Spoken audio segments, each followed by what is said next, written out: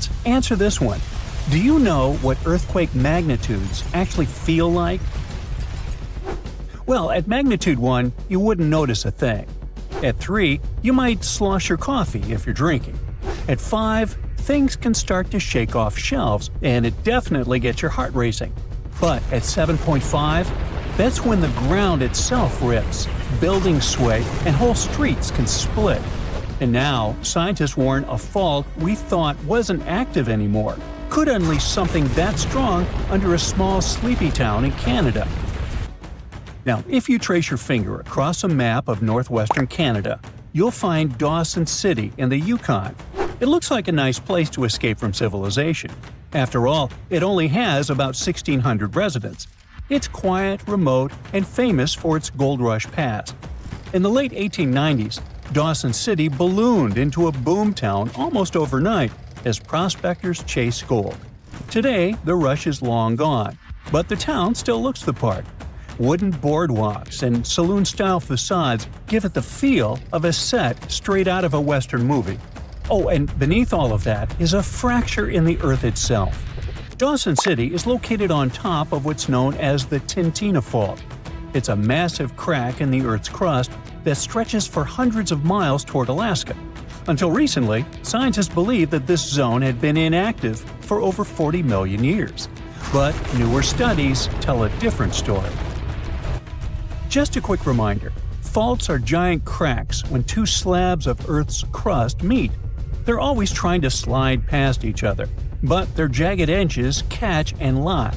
Pressure builds for decades, continuously bending and straining the rock. Then, suddenly, the locked zone breaks, and the slabs slip into a new position in just seconds. That abrupt lurch releases all the stored energy, sending seismic waves racing outward. The ground-shaking consequence is called an earthquake. Scientists say the ground on each side of Tintina has been trying to slide past itself for ages, but it's stuck. And now, that stuck zone has built up around 20 feet of strain. That's how far the land would shift sideways if it all gave at once. That's not just a small crack. That's straight up something from a disaster movie. If all that built-up tension snaps in one go, the result could be a magnitude 7.5 earthquake. How strong is that? Well, pretty strong. So, what happens during a big quake? The shaking can last up to 30 seconds or more, which is an eternity when the walls are swaying and the floor feels like it's rolling under your feet. If you're near the fault, things can get really scary. The ground doesn't just shake, it could take a big step sideways. This can lead to some renovations. Roads might get a new zigzag pattern, and unreinforced buildings could decide to do the twist. And if it happens in a Canadian winter, let's just say it could turn a simple power outage into a survival horror adventure. Being on soft soil is like sitting on wobbly jelly. It amplifies the shaking. Solid rock is a bit more stable. However, it's still dangerous. For example, in Mexico in 2003, a 7.5 quake damaged over 43,000 homes, buckled roads, and cut power for miles. In Sulawesi in 2018, the same magnitude not only leveled buildings, but triggered a tsunami and liquefaction. The whole neighborhood was swallowed as the ground turned to quicksand. Now here's something interesting. Most people don't think of Canada as an earthquake country, but it actually gets around 5,000 quakes a year. However, they're so small that you'd never feel them. The real hot spot is the West Coast, near British Columbia. That's where you hear people whisper about the infamous Big One. It refers to a future megathrust earthquake along the Cascadia Subduction Zone, a massive fault that runs for 600 miles just offshore. Unlike Tintina's sideways slip, Cascadia works by one tectonic plate shoving under another. For centuries, the North American plate has been bent upward like a spring as the Juan de Fuca plate has been diving below. When it finally snaps, that's a magnitude 9.0, more than 30 times stronger than a 7.5. We know it can happen because it already has. The last big one struck in 1700. It was so powerful, it didn't just shake the Pacific Northwest. It launched a tsunami across the ocean that smacked Japan, where villagers recorded an orphan wave with no local quake to explain it. Only later did scientists connect the dots. Now this brings us to the fact that despite all this, the size of the fault, the quiet buildup of strain, and the potential for a magnitude 7.5 earthquake, the Tatina Fault isn't even listed on Canada's official seismic hazard map, at least for now. That means no warnings, no color-coded danger zones. And when a fault isn't on the map, nobody designs a building for it. There's no proper preparation. You don't build reinforced structures or have seismic codes, especially when people don't expect that the ground could split open. Now, to be honest, that's not someone's mistake. The fault just didn't show any signs of being active recently. And this part of Canada is really big, quiet, and doesn't have a lot of monitoring. Not until too long ago, people had thought of the Tatina as just a geological oddity, something cool for looking at the past, but not really relevant for the future. For years, the Tatina Fault flew under the radar, but that changed when researchers brought high-tech gear. They uncovered subtle but clear land shifts near Dawson City. They looked like scars on the landscape and pointed to past earthquakes, including one that pushed the land nearly 3,000 feet over millions of years. Now, interestingly, newer glacial features showed no signs of disruption, which means the last major quake probably happened right before the end of the last ice age. In geologic terms, that's pretty recent. When scientists lined up those land shifts with the ages of glaciers, the picture was clear. The Tatina Fault isn't retired. It's just been on a really long coffee break, and now it's itching to clock back in. That's why researchers want it officially on Canada's seismic hazard map. Dawson City deserves more than a shrug emoji when the ground decides to stretch. The experts are basically playing detective with dirt. They're scanning forests and rivers for faint scars that past earthquakes tried to hide. They're digging trenches like archaeologists with a taste for chaos, flipping through the Earth's diary one muddy page at a time. Every crack, wrinkle, and layer adds to the story of when Tatina last threw a tantrum and how loud the next one could be.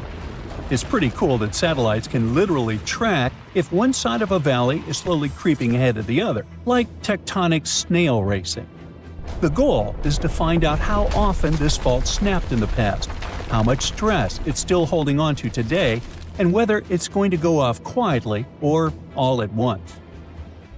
Finally, just because you know that plates are pushing against each other underneath, you still can't put a date on it. Long stretches of silence might mean the rocks are getting ready for something huge, or they could just be releasing stress in tiny ways that go unnoticed. Scientists can model possibilities, but no one has a countdown clock for the next rupture. The smartest mindset isn't prediction, it's preparation.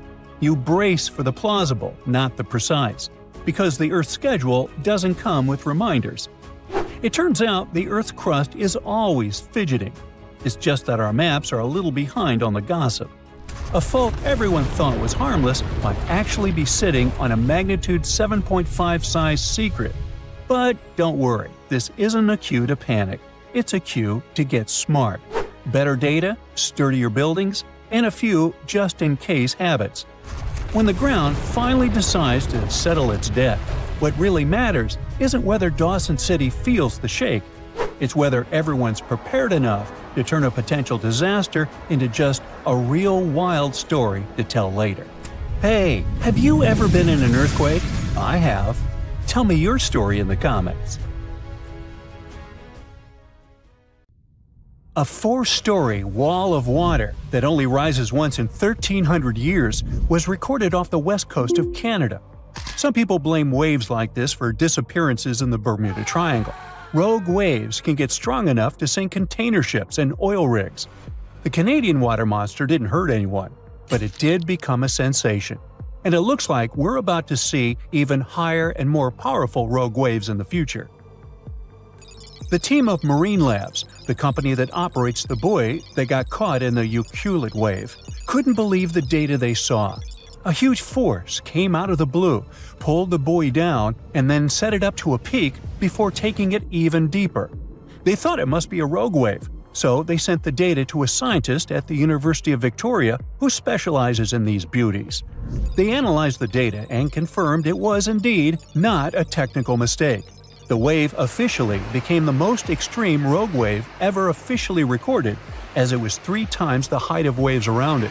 Scientists have reported seeing giant waves coming out of the blue for centuries, but no one really believed them. Back in 1826, a French scientist and naval officer was crossing the Indian Ocean on his ship, the Astrolabe. They got in a terrible storm and saw several waves over 98 feet tall. It's almost as tall as a 10-story building. The crew lost one of its members, but the 4 of them, including the captain, made it to land and shared what they saw. But back then, scientists were sure waves couldn't be taller than 30 feet. Everyone took their story as a tall tale. Pun intentional. Over a century later, a cargo ship, the MS München, mysteriously disappeared. People believed it to be unsinkable, just like the Titanic, so it was a real shock that all that was left of it was one lifeboat. When experts analyzed the damage, they concluded that it must have been hit by a wave that was around 65 feet high. Witnesses shared many other stories of giant waves coming out of nowhere, but scientists officially recognized the first rogue wave only in 1995. It went down in history as the Doppler wave, or the New Year's wave. This monster on the North Sea that was 84 feet tall hit the Norwegian gas platform Doppler on New Year's Day. It was twice larger than the waves surrounding it. The rig was built to withstand waves up to 64 feet tall and had the most advanced sensors for its time. The wave wasn't like any other type of wave they'd studied before. So they had to admit rogue waves were real and gave them an official definition. It's a wave more than twice as tall as others around it. It can pop up lightning fast in a stormy sea, or show up out of nowhere in calm waters. These waves have steep sides and a deep trough below, and look like a wall of water rising out of the sea. They're so intense that they can even swallow up rescue helicopters trying to do their job. In 2007, America's National Oceanic and Atmospheric Administration made a list of 50 historical maritime tragedies that were most likely caused by rogue waves. Some of the events on the list happened not in the open water, but in lakes. Lake Superior has something that's got the name Three Sisters. It is a series of 3 large waves, one after another. The second wave covers the ship's decks before the first one is gone. The third wave jumps in and adds extra water. These 3 sisters overload the ship. There's a theory that this phenomenon took down the freighter Edmund Fitzgerald in 1975. There are 2 main theories trying to explain how rogue waves happen. First, we've got the linear addition theory. Imagine waves cruising through the ocean at their own speeds. When these waves cross paths, they team up and become stronger to turn into a rogue wave. Then there's the nonlinear focusing theory. It says waves like to roll in groups, and when they spend time together, they exchange some energy. Sometimes, this energy exchange turns into a rogue wave. To predict the formation of these freaky waves, scientists would need an innovative radar system to keep a constant eye on the waves near a boat. They'd collect all the data and put in a math model that would create a real-time picture of what the ocean surface looks like at that very moment. This model would need to do new calculations of the surface situation every 5 minutes. It would let the crew know if there were any extreme waves coming up in the next several minutes. Such a system doesn't exist yet, but there is a huge progress in this direction. Scientists from the University of Melbourne went on an expedition to Antarctica and found out that strong winds play a big role in the creation of rogue waves. It looks like they're caused by a mix of strong winds and the random way waves move and interact with each other. This idea was tested in labs before, but now they've proven it happens in real oceans too. To study these waves, the scientists use special 3D cameras. These cameras work like human eyes, taking lots of images in a row to create a detailed 3D picture of the ocean surface. It showed that rogue waves happen more often when waves are young, which means they're just starting to form and are more affected by the wind. When strong winds blow over young waves, they make the waves taller, longer, and faster, but not evenly. Some waves steal energy from nearby waves and grow much bigger, which is how rogue waves form. The scientists noticed these giant waves happened about once every 6 hours. They recorded no rogue waves in calmer seas, when the wind doesn't have as much influence. Scientists are concerned that rogue waves may happen more often in the future because there's more energy in the atmosphere and ocean. It looks like rogue waves can be much more powerful than scientists ever thought. They managed to create the famous Doppler wave in a lab for the first time in 2018. This helped them study these mysterious waves up close and showed that their secret is in how they form. We think of waves rolling gently on a beach, but the waves in this study happen in open water when waves from different directions meet. When waves come together from far apart directions, they push the water upward, creating what's called a partially standing wave or a cross wave. This can happen when two seas meet, or when wind directions suddenly change, like during a hurricane.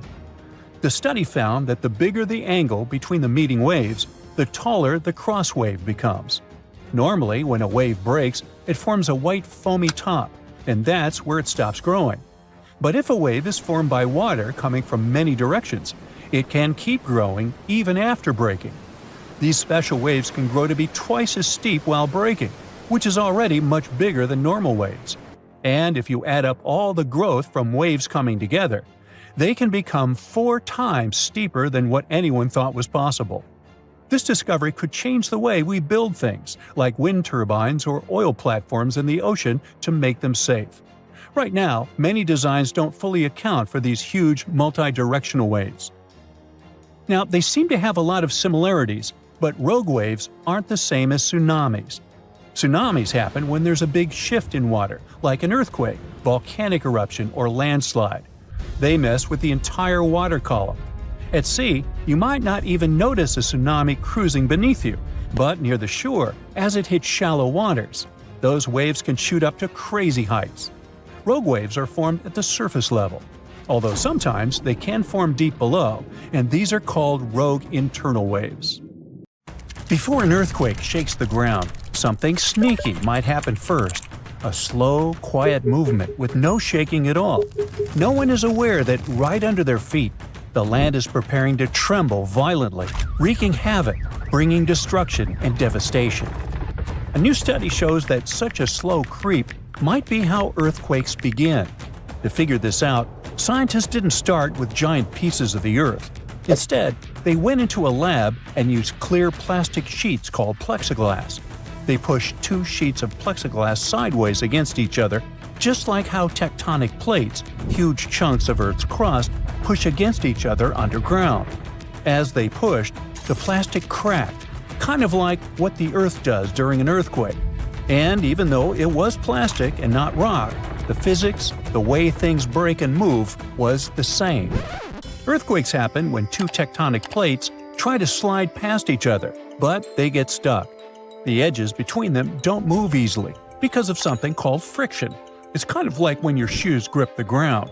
Over time, the plates keep trying to move and stress builds up. Think of it like bending a stick. At first, it doesn't break, but if you keep pushing, it will eventually snap. The spot where the plates are stuck is called a fault, and there's a thin, brittle part in that fault. By brittle, I mean that it doesn't bend, it just breaks. Here's how it happens. First, a tiny crack forms. It's small and moves slowly. There's no shaking yet, but something is already happening under the surface. The crack spreads, building up more energy. When it finally reaches the edge of the brittle zone, boom! It speeds up, suddenly racing forward really fast, almost as fast as sound. And that's when the Earth starts to shake. So scientists decided to find out how that very first crack starts. They conducted their experiment, whose setup was similar to a type of fault in the real world called a strike-slip fault, like the San Andreas Fault in California. Even though the materials, plastic versus rock, are different, the way cracks form and move is exactly the same. The experiment has helped scientists understand that earthquakes don't always start suddenly. Sometimes there's a slow, quiet start, like a warning sign before the big quake. This early stage of an earthquake is called a nucleation front. It's like a seed of a crack, gently creeping through the material long before any actual rupture happens. This quiet and slow movement doesn't release energy into the surroundings. At first, Scientists thought of cracks as simple one-dimensional lines, like a straight tear in paper. But something didn't add up. The slow-moving nucleation front wasn't behaving like a normal fast-moving crack, and it wasn't clear why or how it suddenly sped up and became an earthquake. The answer came when scientists realized they had to think in 2 dimensions instead of 1. Instead of imagining the crack as just a fine line, they began to think of it as a patch, like a growing circle, that starts at the surface where 2 materials touch. As this patch spreads out, more material along its edge has to break. The important thing here is that the energy needed to break the material is related to how long the patch's edge or perimeter becomes. The bigger the perimeter, the more energy it takes to keep breaking. That's why this patch moves slowly at first. It doesn't yet cause the violent shaking we associate with an earthquake. Because it moves without sending shaking waves, this stage is called aseismic.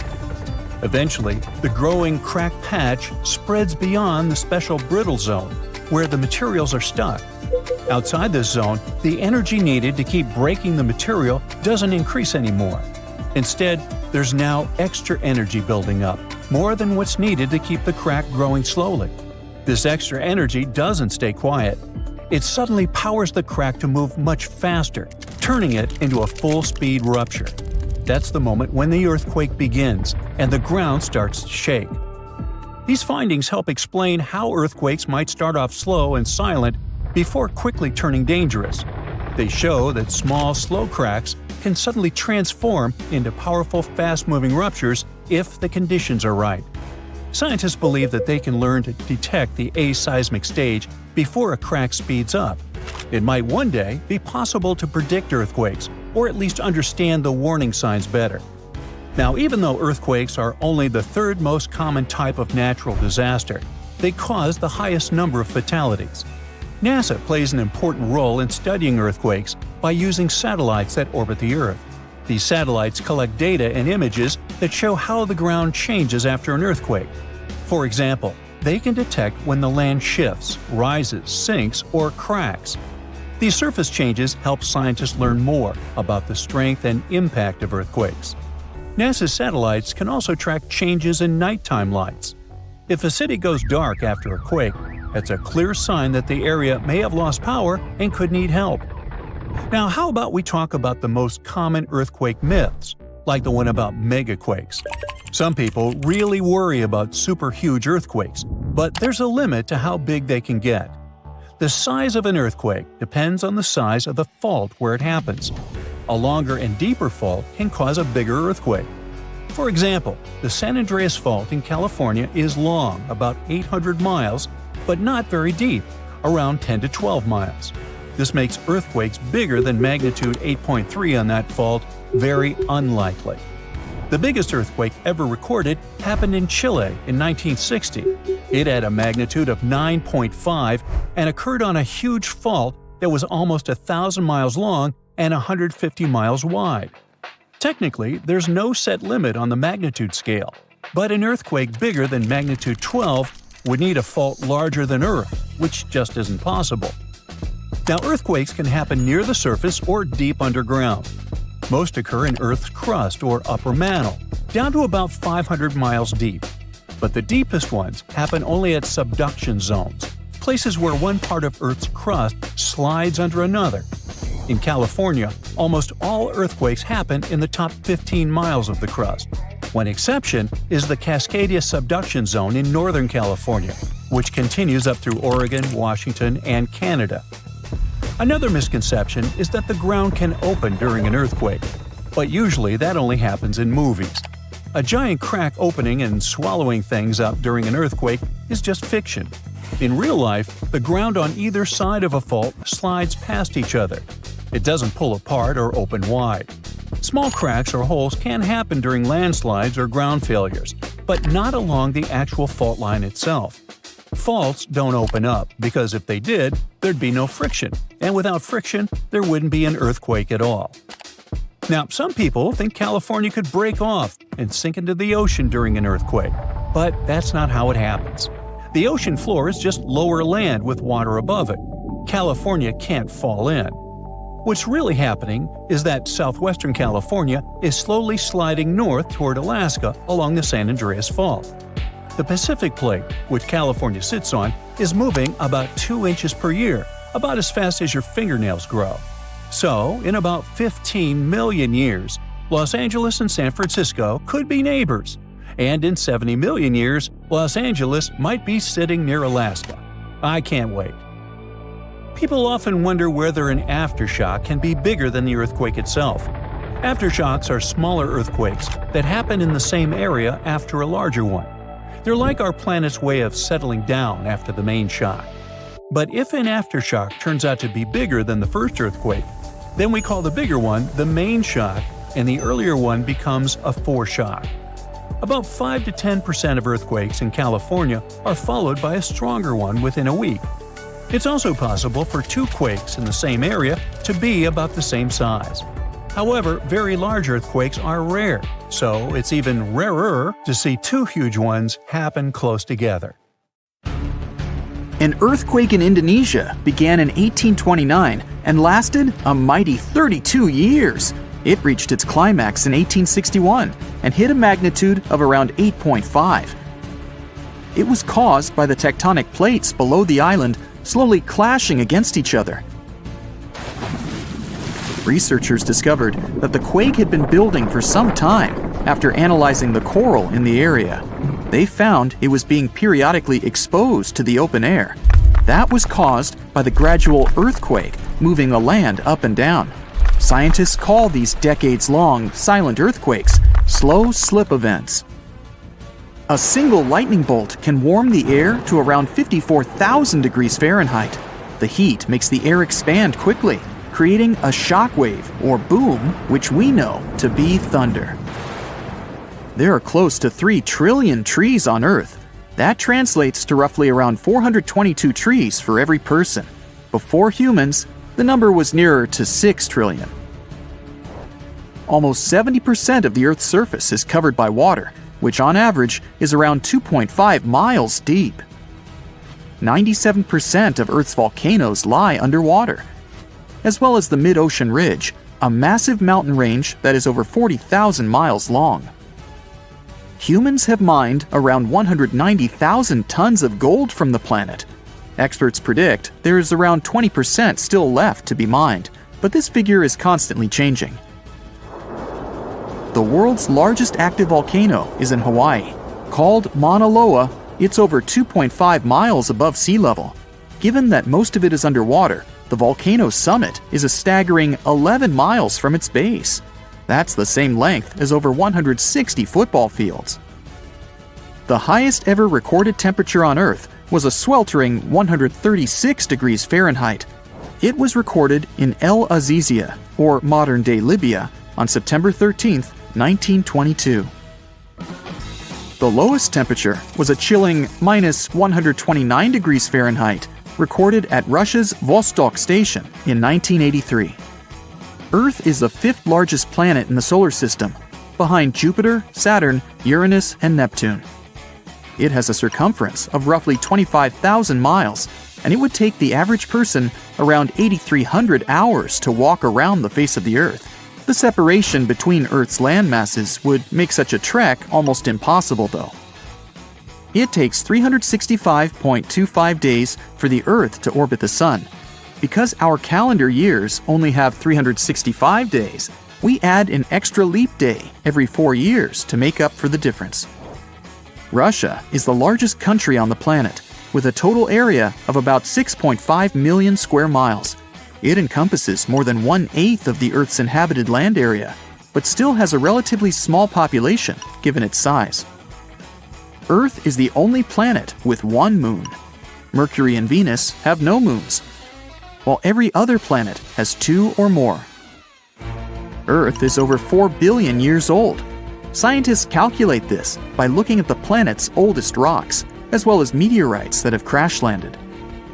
They used meteorites as they were formed at the same time as Earth, when the solar system was forming.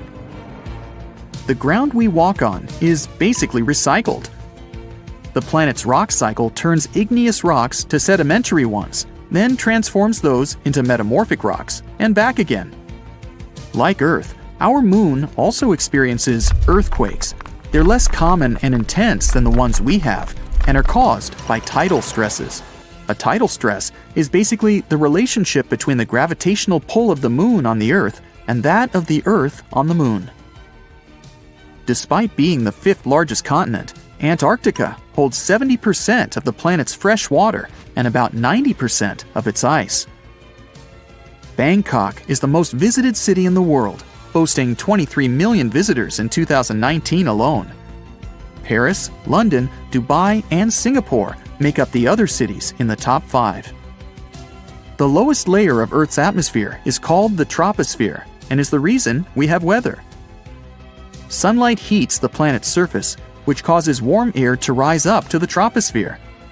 This air then expands and cools as the air pressure decreases and sinks down, where it is then warmed by the Earth again. Coral reefs are the largest living structures on the planet, with some even being visible from space. Coral reefs hold the most species per area of any of Earth's ecosystems, even more than rainforests. Earth got its name around 1,000 years ago, and it comes from the German word meaning the ground, but there's no evidence to show who actually named it. Of all the planets, Earth is also the only one which is not named after a Greek or Roman deity. The deepest point of the ocean is the Mariana Trench. It's a whopping 7 miles below sea level.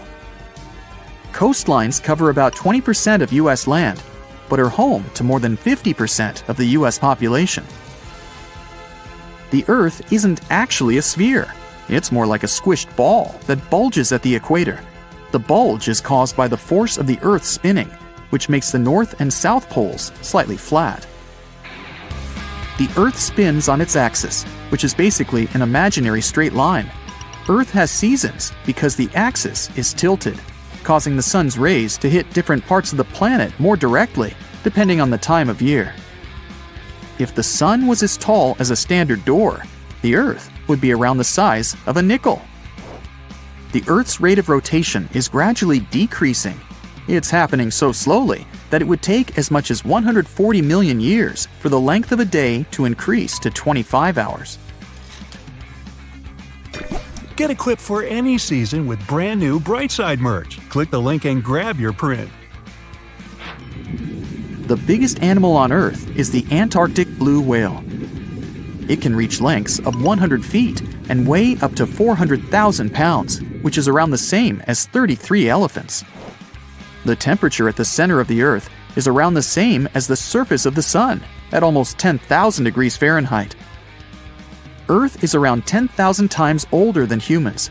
Earth is around 4.5 billion years old, whereas humans have been around for, at most, 450,000 years. There are around 34,000 known species of fish. The actual number is way higher though, as a whopping 95% of our oceans still haven't been explored. America's Route 66 is longer than the journey to the Earth's core. The distance to the core is roughly 2,000 miles.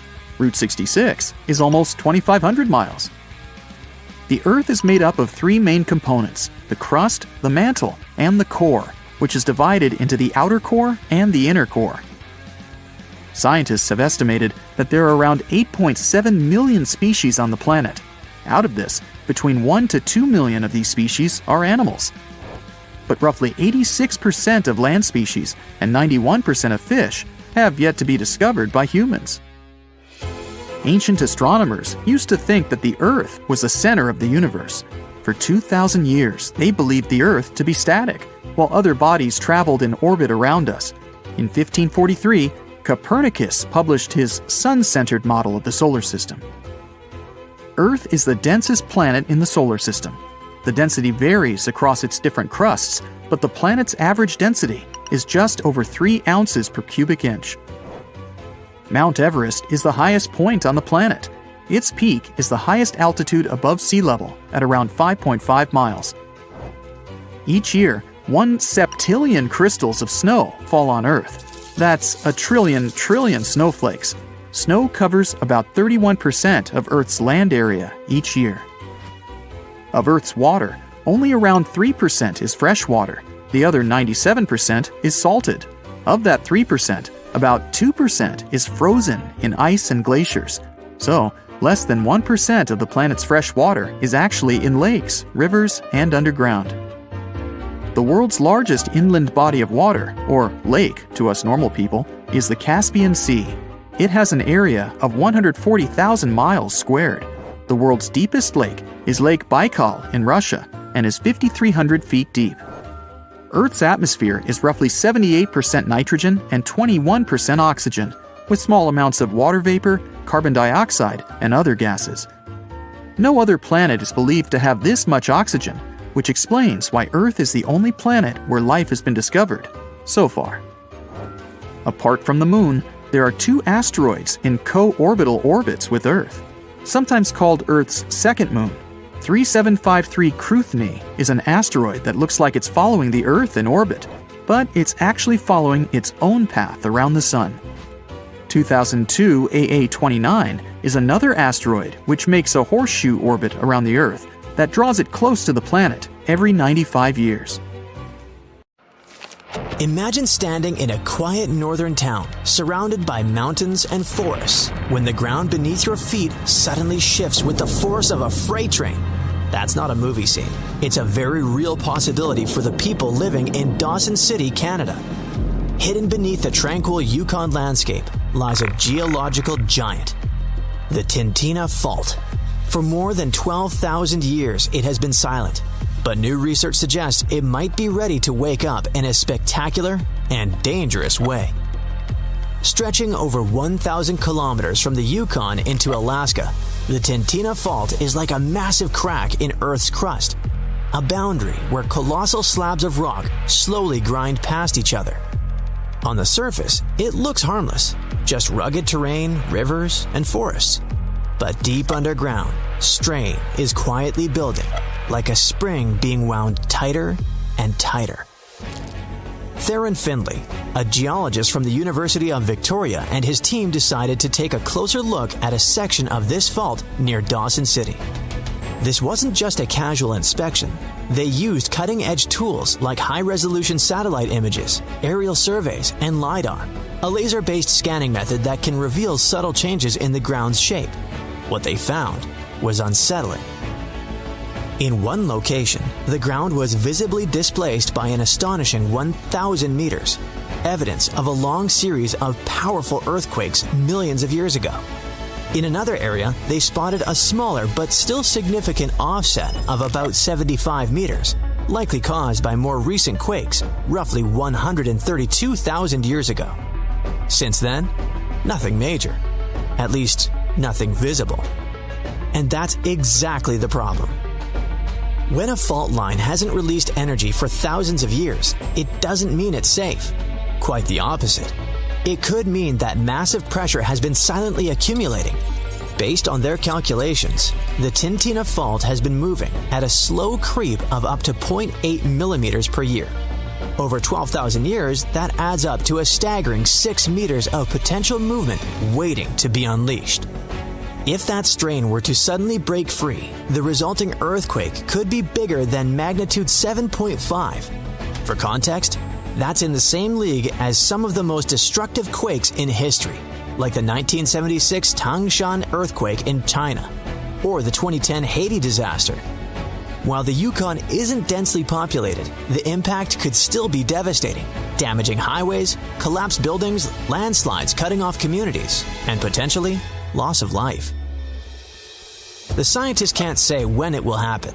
Earthquakes don't work on a schedule, and predicting the exact moment of rupture is one of geology's greatest challenges. What they do know is that the Tintina Fault is in what's called a late stage of its seismic cycle, a point where the risk of a major quake is higher. For the people of Dawson City and surrounding areas, this means living with a quiet but ever-present threat. Emergency planners might advise residents to have evacuation routes, survival kits, and backup communication plans. But in the end, this is a reminder of a simple truth. Earth is never truly still. Even in the most peaceful landscapes, immense forces are always at work, reshaping the planet in ways we can't always see, until the day they reveal themselves with a violent jolt.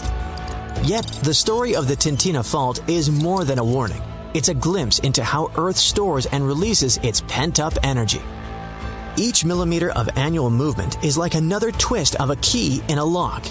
At some point, the lock will turn, and when it does, the release will be sudden and powerful. LiDAR images reveal ancient scars across the land, subtle to the untrained eye, but obvious to scientists. These are the footprints of past disasters, frozen in the ground like a history book carved by nature. Finley and his colleagues believe the region's seismic silence has lulled people into a false sense of security. A place can be both beautiful and dangerous, and the Yukon is a perfect example. Visitors come for the sweeping vistas and endless wilderness, rarely realizing that deep beneath their hiking trails and scenic roads, forces are shifting that could change the landscape overnight. This hidden drama plays out all over the world. Fault lines in California, Turkey, Japan, and beyond all share one trait. They eventually break. The question is never if, but when. The Tintina Fault just happens to be one of the quieter players, which in geological terms can be far more ominous than the noisy ones. And so, the clock ticks, silently, in the frozen north, counting down to a moment no one can see coming. Canada is massive, but almost everyone lives in the east or the west. And right in the middle, there is this huge stretch of land where hardly anyone calls home, Northern Ontario. So why does this place almost feel off limits? Northern Ontario is part of, well, Ontario. It's a super busy province, home to major cities like Toronto and Ottawa. About 1/3 of all Canadians live there, but most of them are down in the southern part of the province, not up north. But that doesn't really add up when you think about it because the northern part is way, way bigger. We're talking about a region that is more than 300,000 square miles, pretty much the same size as the whole country of Turkey. Northern Ontario takes up about 87% of the entire province, but strangely, only about 6% of Ontario's population lives in this area. But before you start dreaming about moving there for some peace and quiet, hold on. There are 4 big reasons people choose not to, and honestly, you'll probably agree. Reason number 1, the land itself. Look up the region on Google Earth, and all you will see is a huge stretch of empty space. Nothing special at first glance, but zoom in, and that's when things start getting complicated. Northern Ontario is famous for its rugged, remote landscapes, full of endless forests and lakes. It's beautiful to look at or snap a photo of, but living there is a whole different story. The geography makes the area tough to get around and makes it hard to build things like transportation routes and railways. And since it's so difficult to put decent roads up there, the whole region stays pretty isolated. That takes us to reason number 2, remoteness. You might think that, being in the center of the country, it could serve as a great link between the eastern and western parts of Canada. But in reality, that's not how it works, and the region is very far from Canada's major cities. Take Greater Sudbury, the largest city in Northern Ontario, with around 160,000 people. The closest major city is Toronto, which is about 230 miles away. So yeah, that's roughly a 4-hour drive just to get there. If you're planning a holiday weekend in a big, dynamic city, a 4-hour drive sounds like a fun road trip. But if you need to go for a dental appointment or sort out paperwork, that distance suddenly feels endless, not to mention the cost. Unfortunately, that's how life is for many people up there. Residents of Northern Ontario don't have easy access to opportunities or services. With so few people scattered across such a huge area, the region doesn't have enough facilities, infrastructure, or easy access to essential services like healthcare and education. People there sometimes have to deal with poor or even non-existent infrastructure, like missing roads, airports, hospitals, and schools. Without those things, settling down is really tough. And in rural areas, it's even worse, because the lack of services can seriously hurt their quality of life. Psychologically speaking, that's not great either. People can end up feeling isolated and lonely, and the freezing weather doesn't help. Which brings us to reason number 3 why most people don't live in Northern Ontario: the harsh climate. If you're not a fan of cold weather, you should definitely leave this region off your travel bucket list. Winters up there can be long and brutal, with temperatures sometimes dropping as low as 40 degrees below 0 Fahrenheit. Have you ever tried shoveling snow when it's this cold? Yeah, it's not exactly fun. That kind of harsh weather doesn't just mess up your weekend plans or your daily jog, it also makes transportation a huge challenge. The result is that many residents end up isolated from essential services and job opportunities. And it's also really hard to build infrastructure, grow industries, or run businesses because of that harsh climate. Take farming, for example. Compared to Southern Ontario, the northern region has a shorter growing season and much colder weather. Although crops like oats, potatoes, and green beans can handle the cold, the climate usually limits the variety of things that can be grown. That's why most farms are concentrated in the southern part of the province, and in other parts of the country, like the prairies and Quebec. Anyway, that's just one example of how the climate makes it tough for people to build a strong foundation to support themselves. And that's exactly the 4th reason why Northern Ontario is so empty: the economy. It's not that there aren't any jobs available. In fact, there are plenty. In 2023, the northern part of Ontario had some of the highest job vacancy rates in the country. So unlike in many parts of the world, it's a place where they have tons of jobs available, but no people to fill them. One reason people don't take those jobs is that many of them are older. Just look at Elliott Lake, for example. 42% of the people living in the city are over 65 years old. That's the 3rd highest concentration of older adults anywhere in Canada. But it's not all that different in the rest of the region either. Estimates show that by 2036, people aged 65 and older will make up almost 30% of Northern Ontario's total population. And do you see what happens when they hit 65, right? They've got their pensions, and going back to work just isn't on the radar. This problem only gets worse because young people just don't seem interested in living there. Every year, lots of students around 17 or 18 years old pack their bags and either drive across the province or fly across the country to study somewhere away from their northern homes. And many of them don't come back. But that's actually pretty strange considering the region does have a strong economy, especially in mining. Take the Red Lake area, for example. It's packed with gold. In fact, it's home to one of the richest gold deposits in the world and has already turned out over 30 million ounces of the metal. That's definitely helped Canada stay ranked among the top 5 gold-producing countries in the world. Then, there's this region, known as the Ring of Fire. It's centered around McFalds Lake in the Kenora district and covers about 1,900 square miles.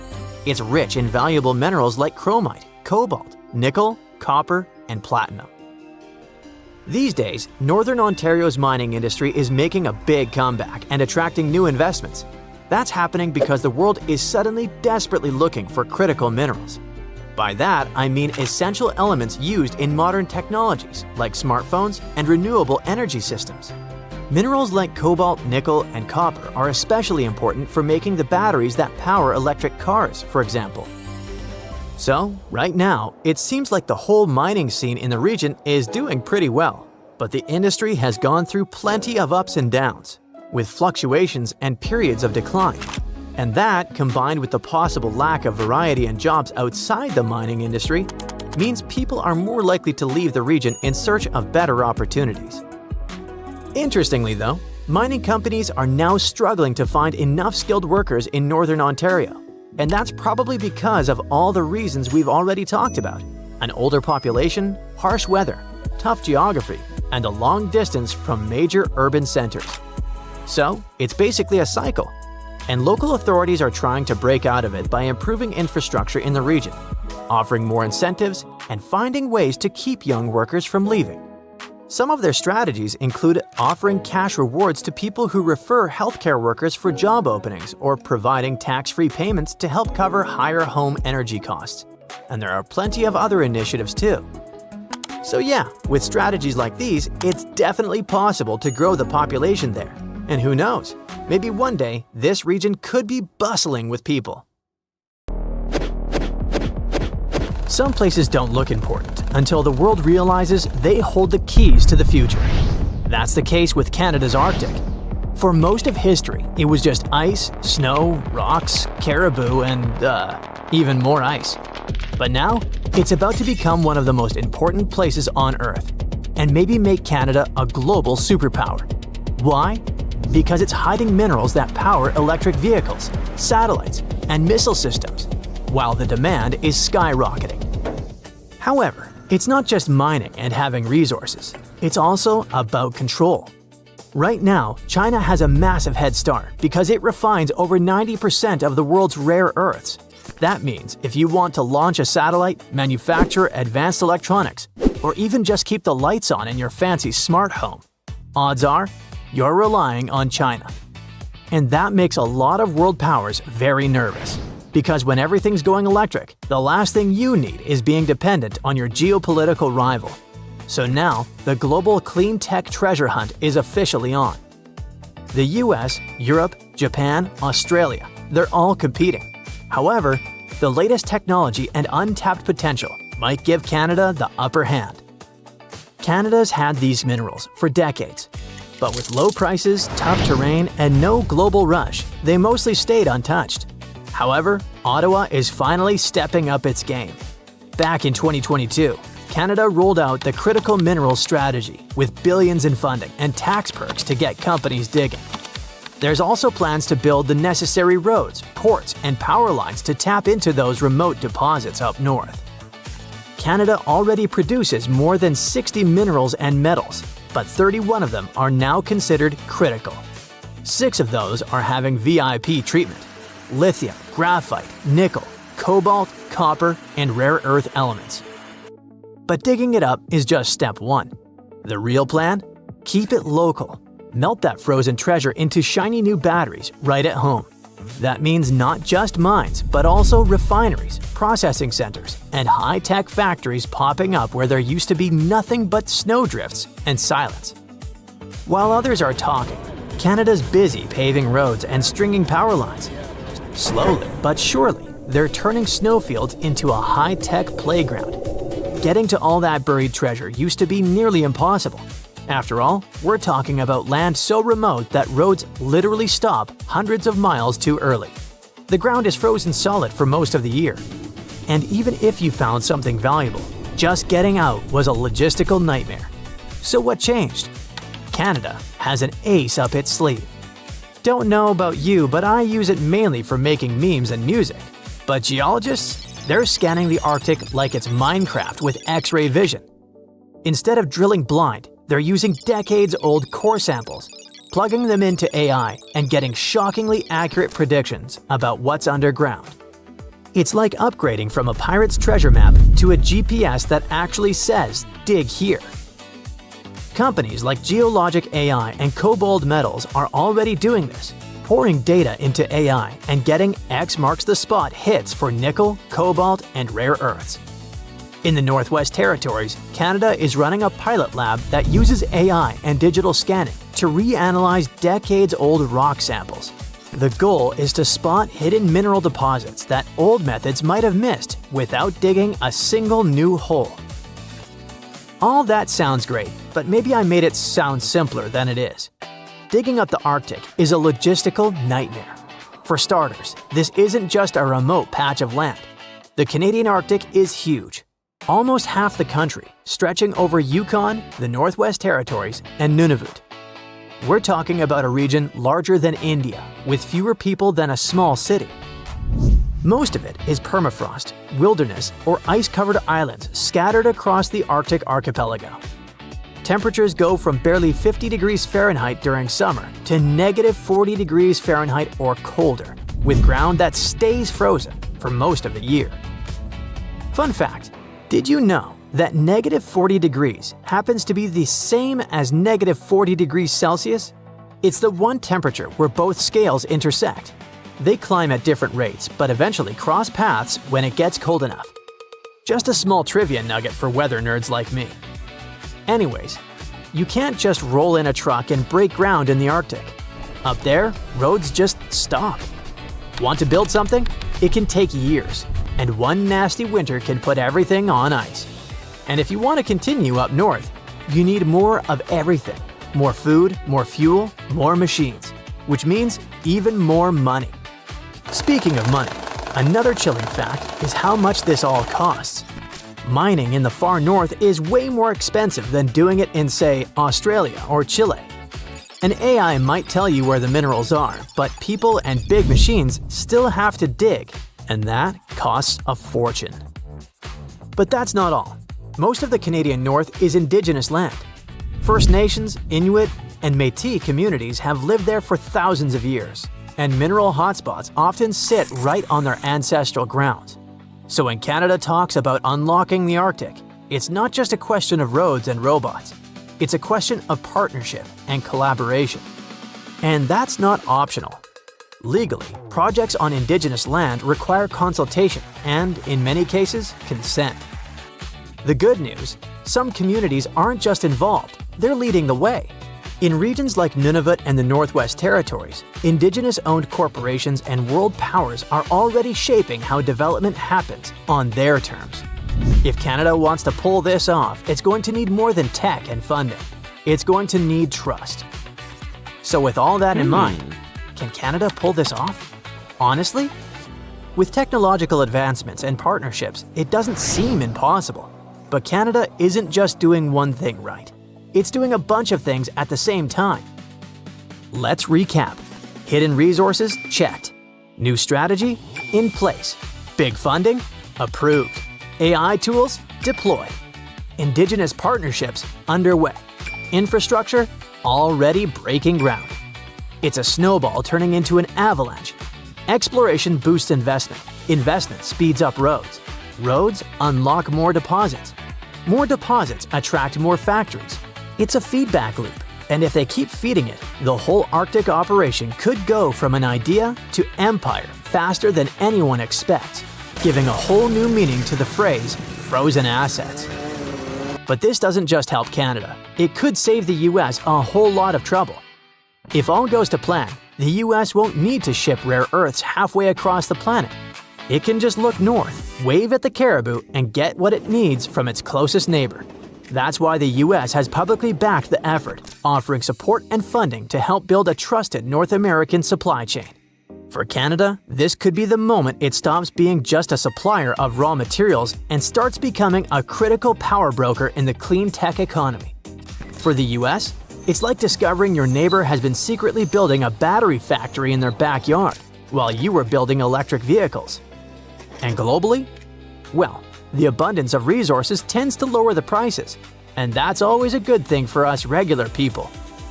Cheaper cobalt, nickel, and lithium mean cheaper batteries, and cheaper batteries mean more affordable electric vehicles, energy storage, phones, laptops, the works. Now, don't get too excited just yet.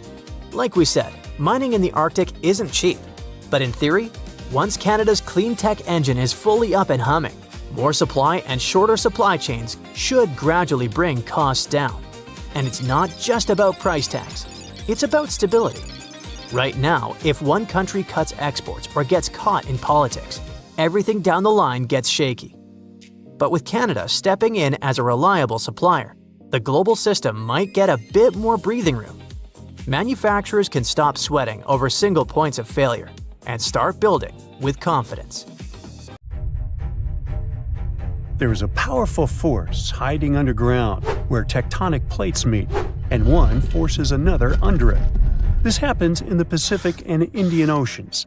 Strain builds over centuries. The tension is unbearable until the megathrust awakens. The Earth shakes with a magnitude that can exceed 9 points, more powerful than any other earthquake. When the seafloor suddenly gets pushed up fast, it sends a huge ripple across the water, and a tsunami of huge force is out. These waves are called teletsunamis, and they cross entire ocean basins, ready to take over coastlines thousands of miles away. The thrust fault stretches over 600 miles. The Earth is not just shaking, it feels like it's tearing apart. This is the power of a megathrust earthquake. Those caught in its path will have to fight for their lives. Japanese authorities recently had to issue their first ever megaquake advisory. It happened because of a strong tremor on the edge of the Nankai Trough ocean floor zone. In the end, most of the warnings were lifted, and there wasn't much damage from the 7.1 magnitude earthquake. Parts of southwestern Japan started to shake, and the superfast trains in Japan slowed down to stay safe, which made travel slower for everyone. But everyone is staying alert as they know about the risk of a megathrust earthquake that could happen within the next few decades in the Nankai Trough. The tectonic plate under the Philippine Sea is slowly sliding underneath the land where Japan is, moving just a few inches every year. The last big earthquakes from this area happened in 1944 and 1946, both with a magnitude of 8.1. These quakes have caused a lot of destruction in the country. The next megathrust earthquake in the region, if it does happen, could be between a magnitude 8 and 9. Scientists still can't agree on how likely this mega earthquake is to happen, but it could be up to 80% certainty. On the other side of the Pacific, scientists from the U.S. Geological Survey have studied a dangerous area along the U.S. West Coast. It's called the Cascadia Subduction Zone, and it stretches from northern California to northern Vancouver Island in Canada. Over the past 14,200 years, there have likely been at least 30 big earthquakes in this region. One major quake happens every 500 years on average. But for a long time now, Cascadia has been quiet, and it worries scientists. They think this might be because the area is locked, meaning the tectonic plates are stuck together and building up a lot of pressure. Eventually, the part of the seafloor could suddenly break and move by several feet. The shaking would be just 5 minutes, but it would create a powerful tsunami as the seafloor shifts that would last for 10 hours. If it happens, it's going to be the worst natural disaster in the country's history, according to experts. The ground on some inland hills could turn into something like quicksand. This would cause the hillsides to slide and crumble, taking down roads and bridges. Around 620,000 buildings could be badly damaged or even collapse, including about 100 hospitals and 2,000 schools. People in Washington state might have to take care of themselves without help for 2 weeks, finding food, water, and shelter on their own. Scientists are studying slow slip events, where the tectonic plates move very slowly over weeks or months, releasing some energy but not enough to stop a big one. Every time the magnitude of an earthquake goes up by just one number, the energy it releases is 40 times bigger. So we'd need about 1 million small earthquakes every day for 500 years straight to release the same energy as one huge magnitude 9 earthquake. But these small earthquakes might be clues that a bigger earthquake is coming. To better monitor the Cascadia Fault, experts are mapping the fault more accurately and adding better monitoring tools offshore. Scientists receive over $10 million to install seismic sensors and seafloor pressure gauges on a fiber optic cable off the coast of Oregon. The goal is to be ready to warn people and potentially save lives when a big earthquake strikes. A sharp megathrust earthquake happened in this part of the world in 1964. It went down in history as the Great Alaska Earthquake and had a magnitude of 9.2. It lasted for more than 4 minutes, making it the most powerful earthquake in the history of the U.S. and North America. The ground shook so hard that it caused huge cracks and landslides. In Anchorage, many houses, buildings, and roads were destroyed because they weren't built to handle such a big earthquake. In some places, the land was permanently changed. For example, the coastline near Kodiak and Hinchinbrook Island was lifted by 30 feet. In other areas, like Gerwood and Portage, the ground sank by 8 feet. They had to rebuild roads higher so they wouldn't be flooded by the tide. A huge 27-foot tsunami wiped out the entire village of Chiniga. Many coastal towns were heavily damaged, not just by the earthquake, but also by tsunamis and the fires that followed. After the main earthquake, there were thousands of smaller aftershocks for months. A moderate earthquake of magnitude 4.4 shook Los Angeles in August 2024. Once it was over, the LA Fire Department checked around the city and didn't find any major damage or anyone hurt. In the nearby city of Pasadena, which is close to the earthquake's epicenter, a water pipe burst inside City Hall and everyone had to leave the building. Thankfully, there was no danger of a tsunami. The best we can do to avoid panic in such situations is to be prepared. Japan is one of the places on Earth where earthquakes happen the most because it sits on the edges of 4 tectonic plates. Around 1,500 of these earthquakes each year are noticeable. Because of this, the people in Japan have learned to live with earthquakes. The 1950 law set a rule that buildings should be able to handle earthquakes up to a magnitude 7 without falling apart. An update 30 years later said that buildings should only have minor damage in such earthquakes and still work as usual. But if an earthquake is even stronger, the law says the building's main job is to not collapse and save people's lives. At the most basic level, buildings are made stronger with thicker beams, pillars, and walls so they can handle shaking better.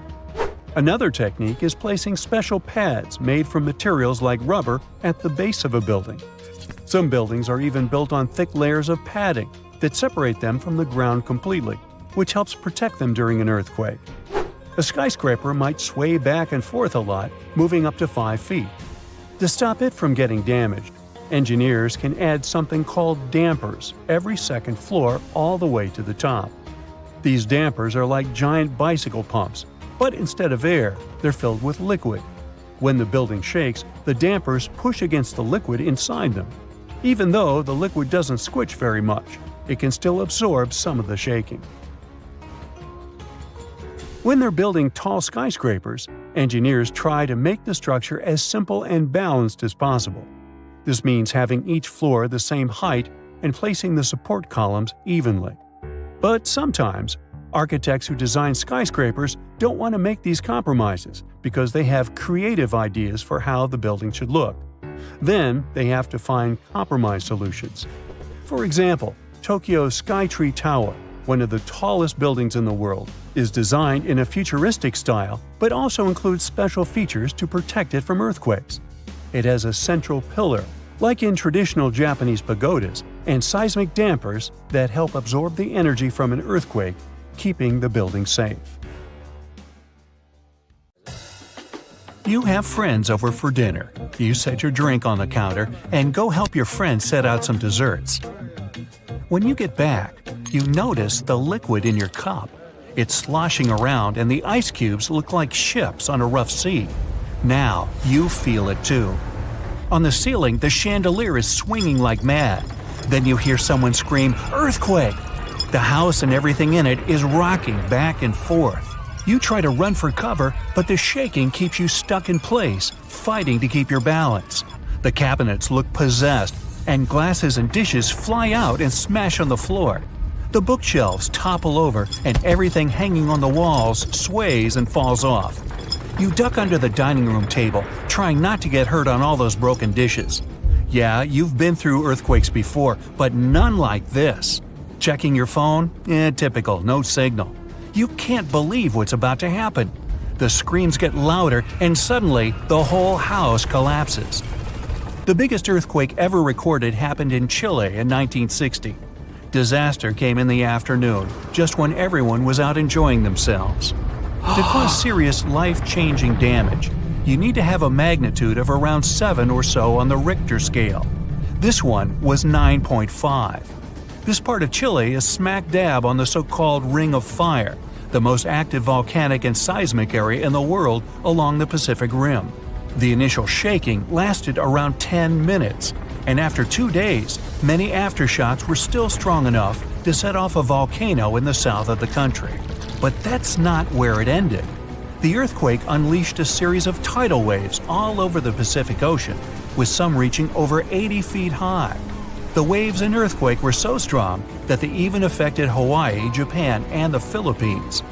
It caused around $500 million $1960 worth of damage. Many were left homeless. Much of their infrastructure was smashed too. Buildings as far as the eye could see were toppled, and debris piled everywhere.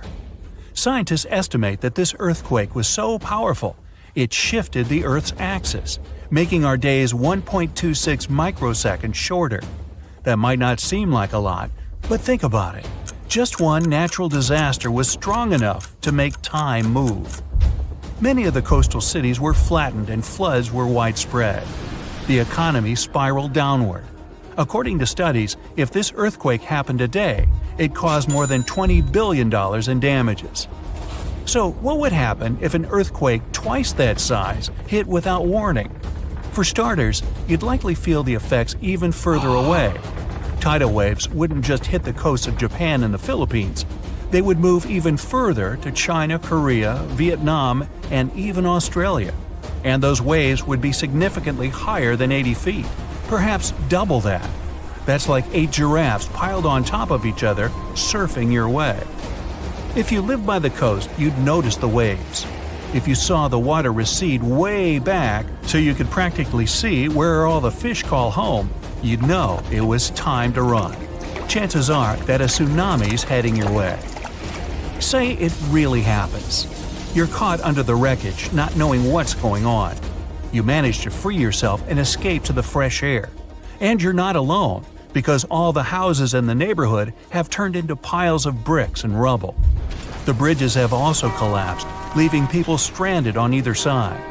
You look around, dust yourself off, and rush to find help. Fire trucks and ambulances drive between the broken-down cars and rubble.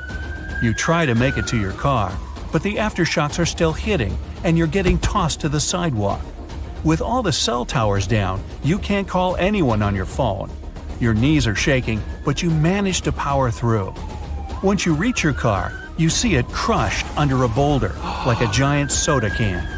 You continue on foot and eventually reach downtown. It looks as if some giant got angry and knocked all the buildings down. You push forward and try to see if you can find some help. Without warning, your phone vibrates. You check it and see 1,000 notifications about a 20-magnitude earthquake. You're still shaking, but that's all you. The ground is still for now. Uh-oh. You hear something in the distance, racing towards you. To your right, you see tidal waves as tall as buildings charging at you. Still in shock, not knowing what to do, you now come to your senses and run. You don't even know which way to go. There's a tsunami right behind you, and in front of you are broken down buildings with rocks and concrete still falling everywhere. Wait, there's a building that's somehow still standing. You need to get on top of that thing. You reach the elevator, but it's jammed. Not surprising. You bolt up the stairs as fast as you can, tripping on broken glass and plaster, but always managing to get back up. You look out a window and see the water. It's so close. You're nearly at the top. A few more flights and… whoosh. The water forces its way into the building and drags you down at least 2 floors. You can barely see anything. Still, you know you must swim up. But the water keeps forcing you downwards. After about 30 seconds, you manage to swim your way out and continue climbing to the top. You scramble to the top floor and collapse on the roof. You're safe for now. The tidal wave is still going strong, plowing its way through the ravaged city center. Your phone is now waterlogged and useless. You have a perfect 360-degree view of your town covered in water and debris. The ground starts to shake again. Maybe you'll just sit around until this is all over, waiting for the rescue helicopter. But then, a loud explosion that almost breaks your eardrums shakes the ground even more. Off in the distance, smoke is rising, and soon it covers the entire sky. Darkness hides the morning sun. That's when you can see lava shooting up into the air and landing nearby. The lava forms into a river, flowing its way into town block by block. With this much seismic movement and the high intensity of the earthquake, the world's tectonic plates have shifted so that magma is pushing its way to the surface. From the earth, steam begins to vent. Then the heat hits you. You see the magma cover the ground like a blanket, eating up every car in its way. What's worse is that the magma is melting the foundations of the buildings that managed to withstand the earthquake and the tsunami. The buildings in the distance are now sinking and collapsing into the raging lava pool that's replaced your town. One by one, every building descends. That means, the building where you're standing is also swaying. It's about to fail. That's when you see the light. You look up and see a helicopter above in the distance. You wave your arms, run around, jump, anything to get noticed. And it works. The chopper makes a few circles and finally drops you a rope ladder. As you're lifted in the chopper, you take a good look at the world below you as it wriggles around like noodles in a strainer. You land a few miles out and are immediately treated by a doctor in an emergency triage center. You were one of the lucky ones. A year later, the tsunami water has receded. The lava that flowed inland has cooled, but all that magma permanently changed the ground below it, and the whole town is gone. The disaster has thrown the entire country into a financial nightmare that'll last decades. It takes months to survey the town, making sure there's no dangerous electrical wires or busted gas pipes anywhere. They're rebuilding your town farther inland from where the old one was. In other towns, they rebuild directly over the ruins. In others, they just decide to move everyone to a nearby city. The floor starts quaking like it's alive. Books, mugs, and lamps leap off shelves. Your feet slide, your body sways, and you can barely stay upright. It stops for a second, but then it shakes again and again. More than 1,000 times just in one day.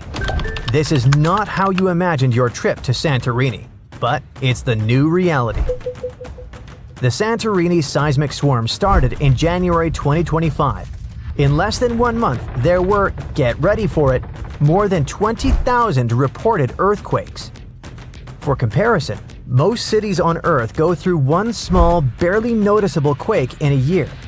It all started with small jolts that residents could feel, but tourists might have mistaken for large trucks driving nearby. But by February, things got serious. A magnitude 5.3 quake struck. It's a moderate-strength earthquake, but it was strong enough to rattle homes, break windows and dishes, and terrify the island's population. The Greek authorities declared a state of emergency for Santorini and Amorgos. Thousands of people had to leave their homes. Schools closed, and hotels temporarily evacuated their guests. Santorini is famous for its volcano, the one that blew up in a massive eruption around 1600 BCE and inspired the legend of Atlantis. It's still considered to be active, although there have been no significant eruptions since the 1950s. So it would be logical to blame this monster for all the drama. But nope, these tremors weren't volcanic. Experts said what was happening near Santorini looked like a seismic swarm. It's a series of smaller quakes all happening in the same area. They are happening along faults, which are cracks in the Earth's crust that can suddenly shift when the tension gets too high. Think of the ground like a giant, stressed-out Rubik's Cube. At some point, it twists and snaps somewhere. Near volcanic areas like Santorini, fluids moving underground can sneak into these cracks and make them easier to break. Plus, there's the natural stress from tectonic movements. It's like adding oil to a squeaky, overworked hinge. Suddenly, everything slips. Nobody knows exactly what's coming next. Tracking thousands of tremors isn't easy. Many of them are too small for traditional seismic sensors to pick up. But this time, scientists have their new best friend to help out. I'm talking about artificial intelligence. Thanks to machine learning, researchers can detect patterns in tiny vibrations that humans might miss. This technology has helped a lot to understand the swarm. It lets scientists map which parts of the crust are most active and even predict possible future activity. The AI analysis suggests the quakes aren't random. They seem to be clustered along a fault line near the underwater Colombo volcano. This area has a long history of seismic activity. Even though Colombo hasn't erupted recently, the magma beneath it might be subtly shifting the crust, and it adds tension to the tectonic plates above. It's like a simmering pot. Nothing boils over yet, but the heat is definitely building. The swarm has subsided after a couple of months of constant shaking, but it doesn't mean it's over for good. Even after a lull, another swarm could strike. or a larger quake could happen along the same fault lines. That's why scientists are now studying the data collected from the swarm. If you're thousands of miles away from Santorini and don't have plans to visit, it doesn't mean you're 100% safe from a similar scenario. Seismic swarms like the Greek one happened in the Caribbean, Iceland, and Italy. One of the best documented swarms in history happened in Japan, in a suburb northwest of Tokyo. It was all going on in a town sitting on a seismological observatory, like a secret underground lab for tracking earthquakes. The swarm kicked off in August 1965 with just 3 earthquakes that were so weak nobody could feel them. But things escalated fast, and 3 months later, 100 quakes a day were strong enough for people to feel. On one day, the observatory recorded almost 7,000 quakes. Out of those, 585 were strong enough to actually shake the ground, meaning you could feel a quake roughly every 2.5 minutes. Scientists figured out that the swarm was caused by fluids moving underground, kind of like the Earth's crust, stretching and bubbling. Studying seismic swarms helps scientists predict earthquakes better, understand how Earth's crust moves, and even prepare for future natural disasters globally. For instance, if they can link the patterns of tremors to magma movement or tectonic shifts, they can apply similar models to volcanoes and fault lines in Hawaii, Iceland, or the Pacific Northwest. Santorini is like a living lab where they combine modern tech with traditional knowledge. AI, seismographs, and satellite imaging add to centuries of human observation. The locals who have lived through quakes for generations contribute insights about small tremors, changes in groundwater, and unusual animal behavior. All this helps scientists refine their models. Santorini's swarm has surely grabbed the attention of the whole world, but it's not the only place on Earth with some intense seismic activity. But what makes Santorini unique is its combination of historical volcanoes, underwater fault lines, and the fact that it's a real tourist magnet. The island is not so large, and the effects of even moderate tremors feel stronger and more dramatic than in other regions. In other places, though, even more serious earthquakes, tsunamis, and volcanic activity are regular news, and the people have learned to live with them. Japan is one of the regions on Earth where earthquakes happen the most because it sits on the edges of 4 tectonic plates. There are around 1,500 of these earthquakes each year that are noticeable.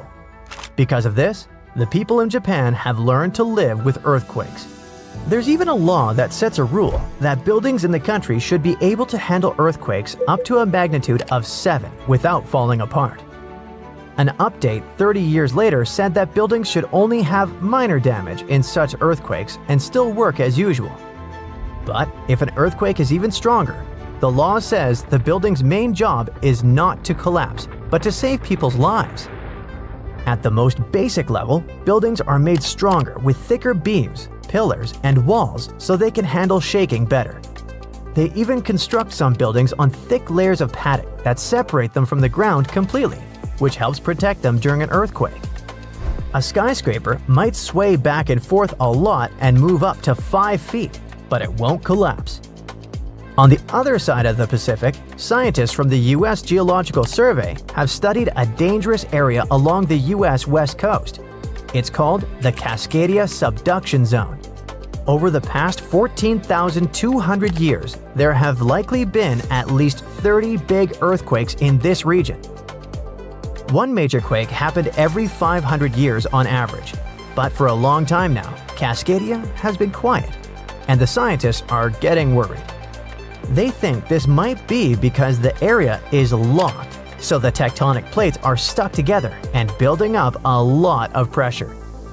At some point, a part of the seafloor could suddenly break and move forward by several feet. The shaking would be just 5 minutes, but it would create a powerful tsunami as the seafloor shifts that would last for 10 hours. If it happens, it's going to be the worst natural disaster in the country's history, according to experts. This could make the hillside slide and crumble and take down roads and bridges. Around 620,000 buildings could be badly damaged or even collapse.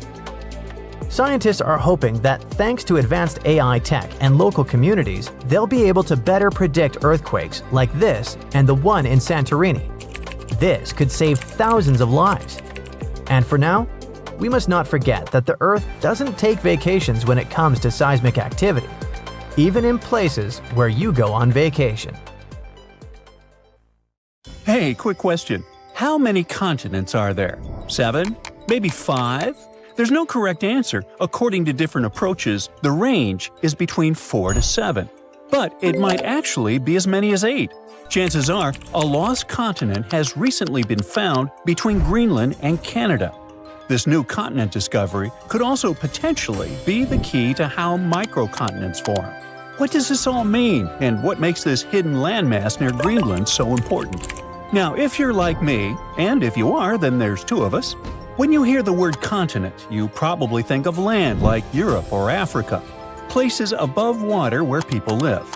But in science, a continent isn't about being above sea level. It's about what the land is made of. Earth's outer layer, called the crust, comes in 2 main types, continental and oceanic. Continental one is thicker, lighter, and made of different types of rock, like granite. The oceanic crust is thinner, heavier, and made mostly of dark volcanic rock. Now, the discovery under the Davis Strait between Greenland and Canada appears to be a piece of continental landmass, even though it's under the ocean. Scientists call it a proto-microcontinent because it began to break off from a larger terrain millions of years ago, but never quite made it. As tectonic plates slowly shifted, the Earth's crust in this region stretched and cracked. One chunk started to split away, but for some reason, the process stopped. It didn't drift off like a full continent, and it didn't sink like ocean crust either. Instead, it stayed right there, floating beneath the waves all this time. This makes it different from true microcontinents, like Zealandia, which have completely detached and now exist as separate tectonic blocks. Zealandia is a submerged microcontinent near New Zealand. About 94% of it lies underwater, but because it's made of continental crust, many geologists say it qualifies as Earth's 8th continent. However, Zealandia is still debated because it's too big to be a microcontinent, and there's no official global body to define its status.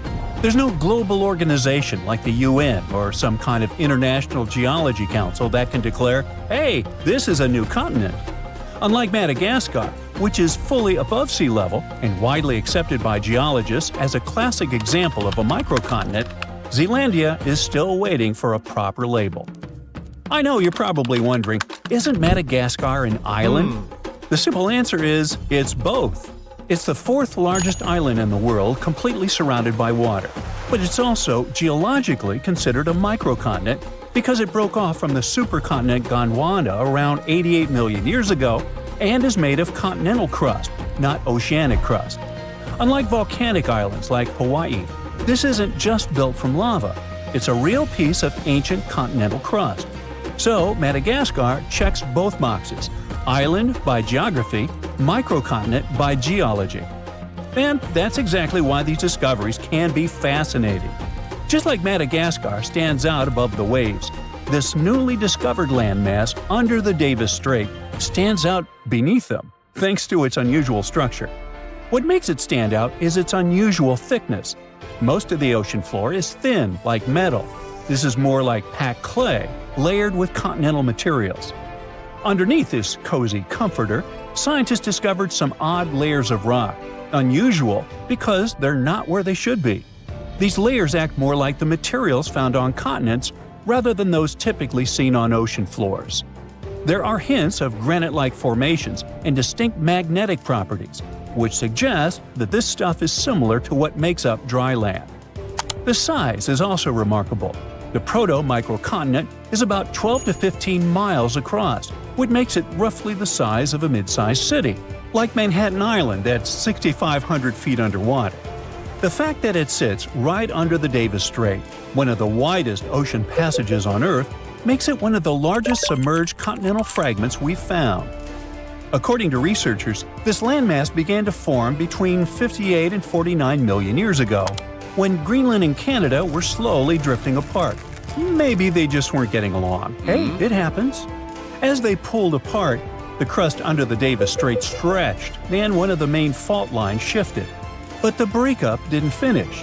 Around 48 million years ago, the rifting stalled and Greenland's motion away from Canada slowed dramatically when it later bumped into Ellesmere Island. It's like a car swerving off and then back onto the freeway, a turn that was never completed.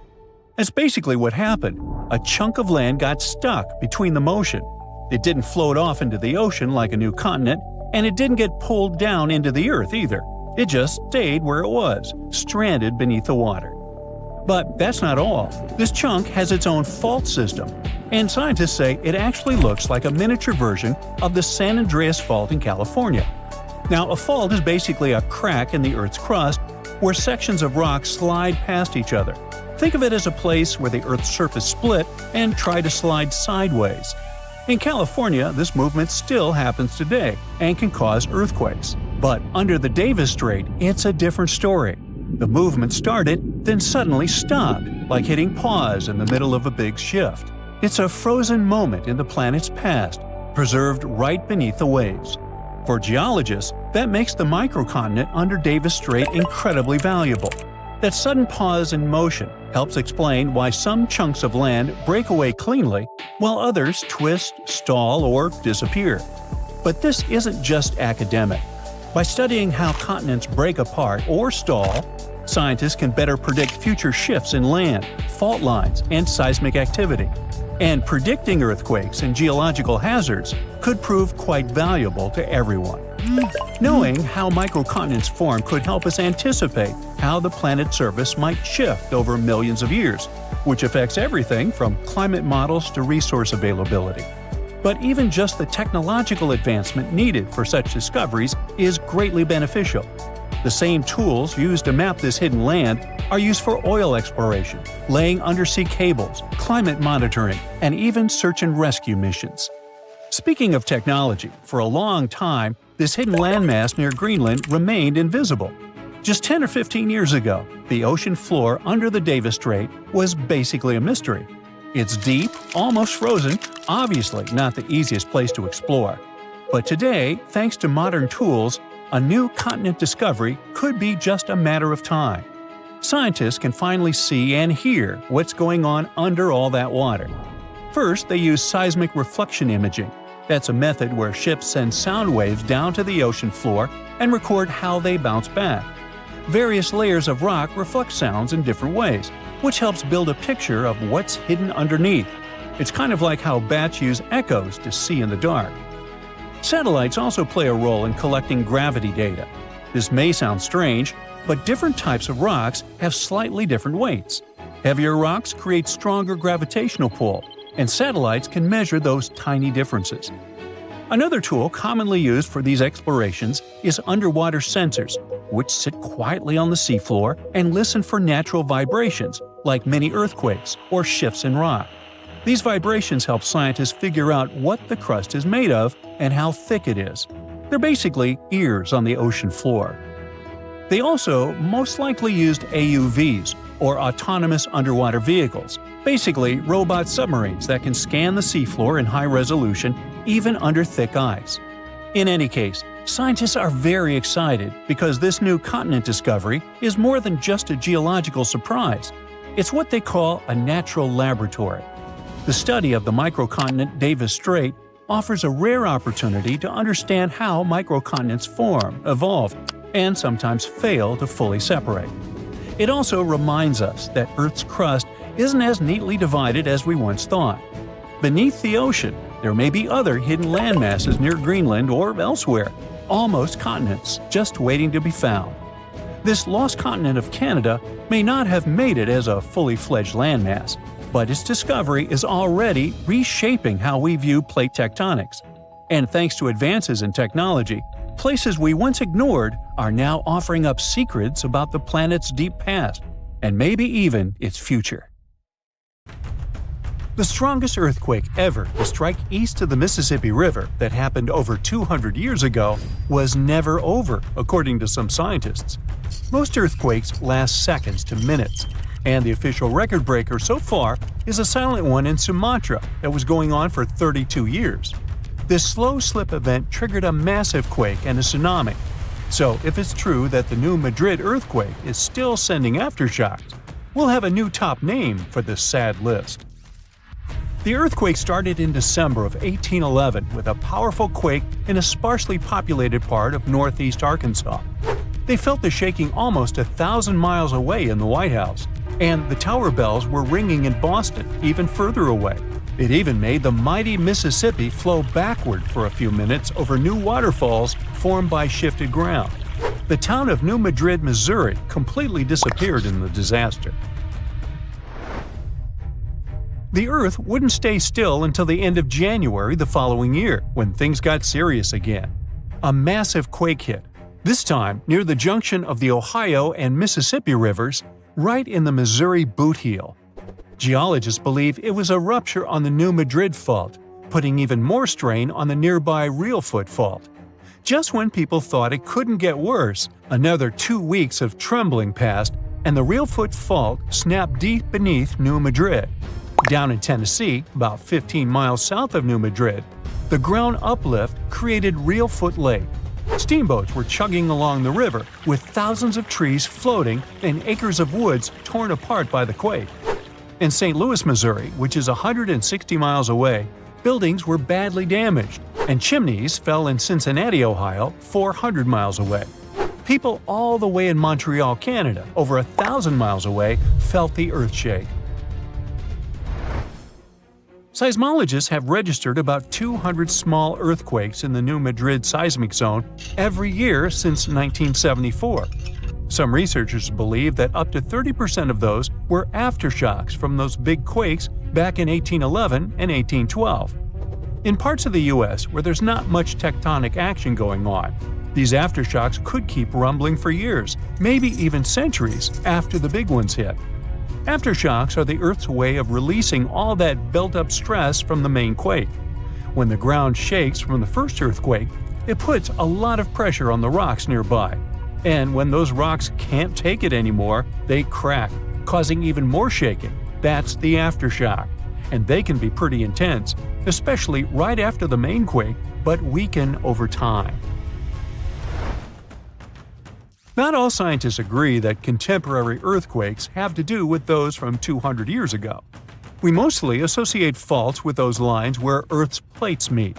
But there's a whole network of those right under the center of the North American plate.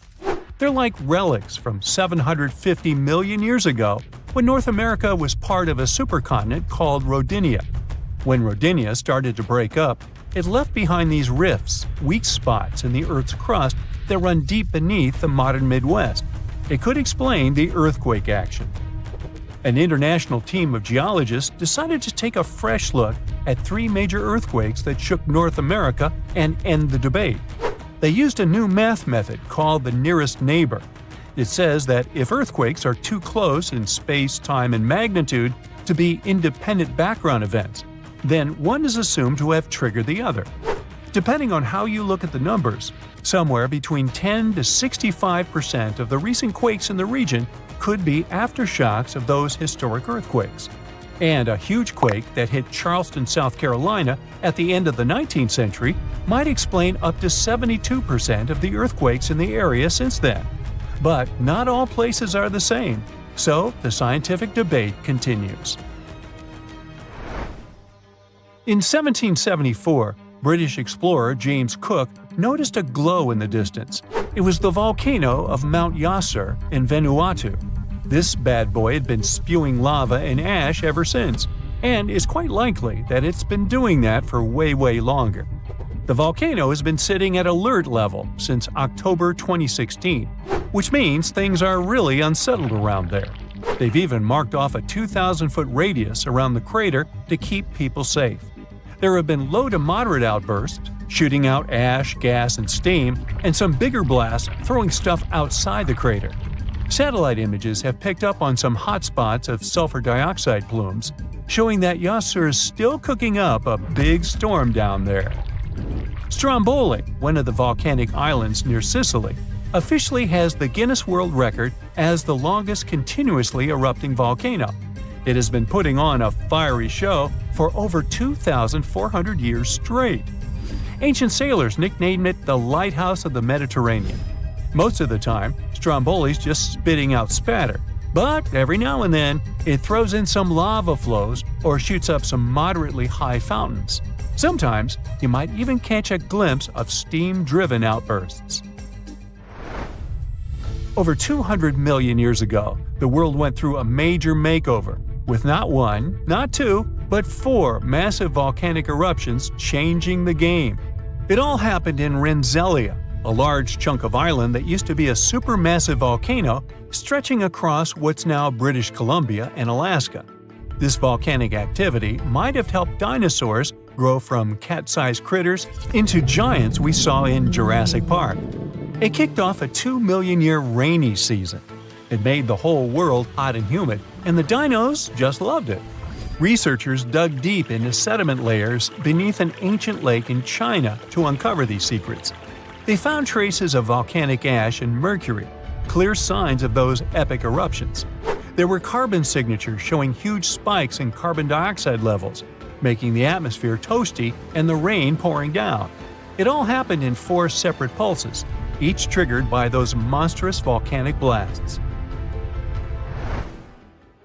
There's a spot in a national park not too far away from Sydney, Australia, where a fire has been raging deep underground for at least 6,000 years.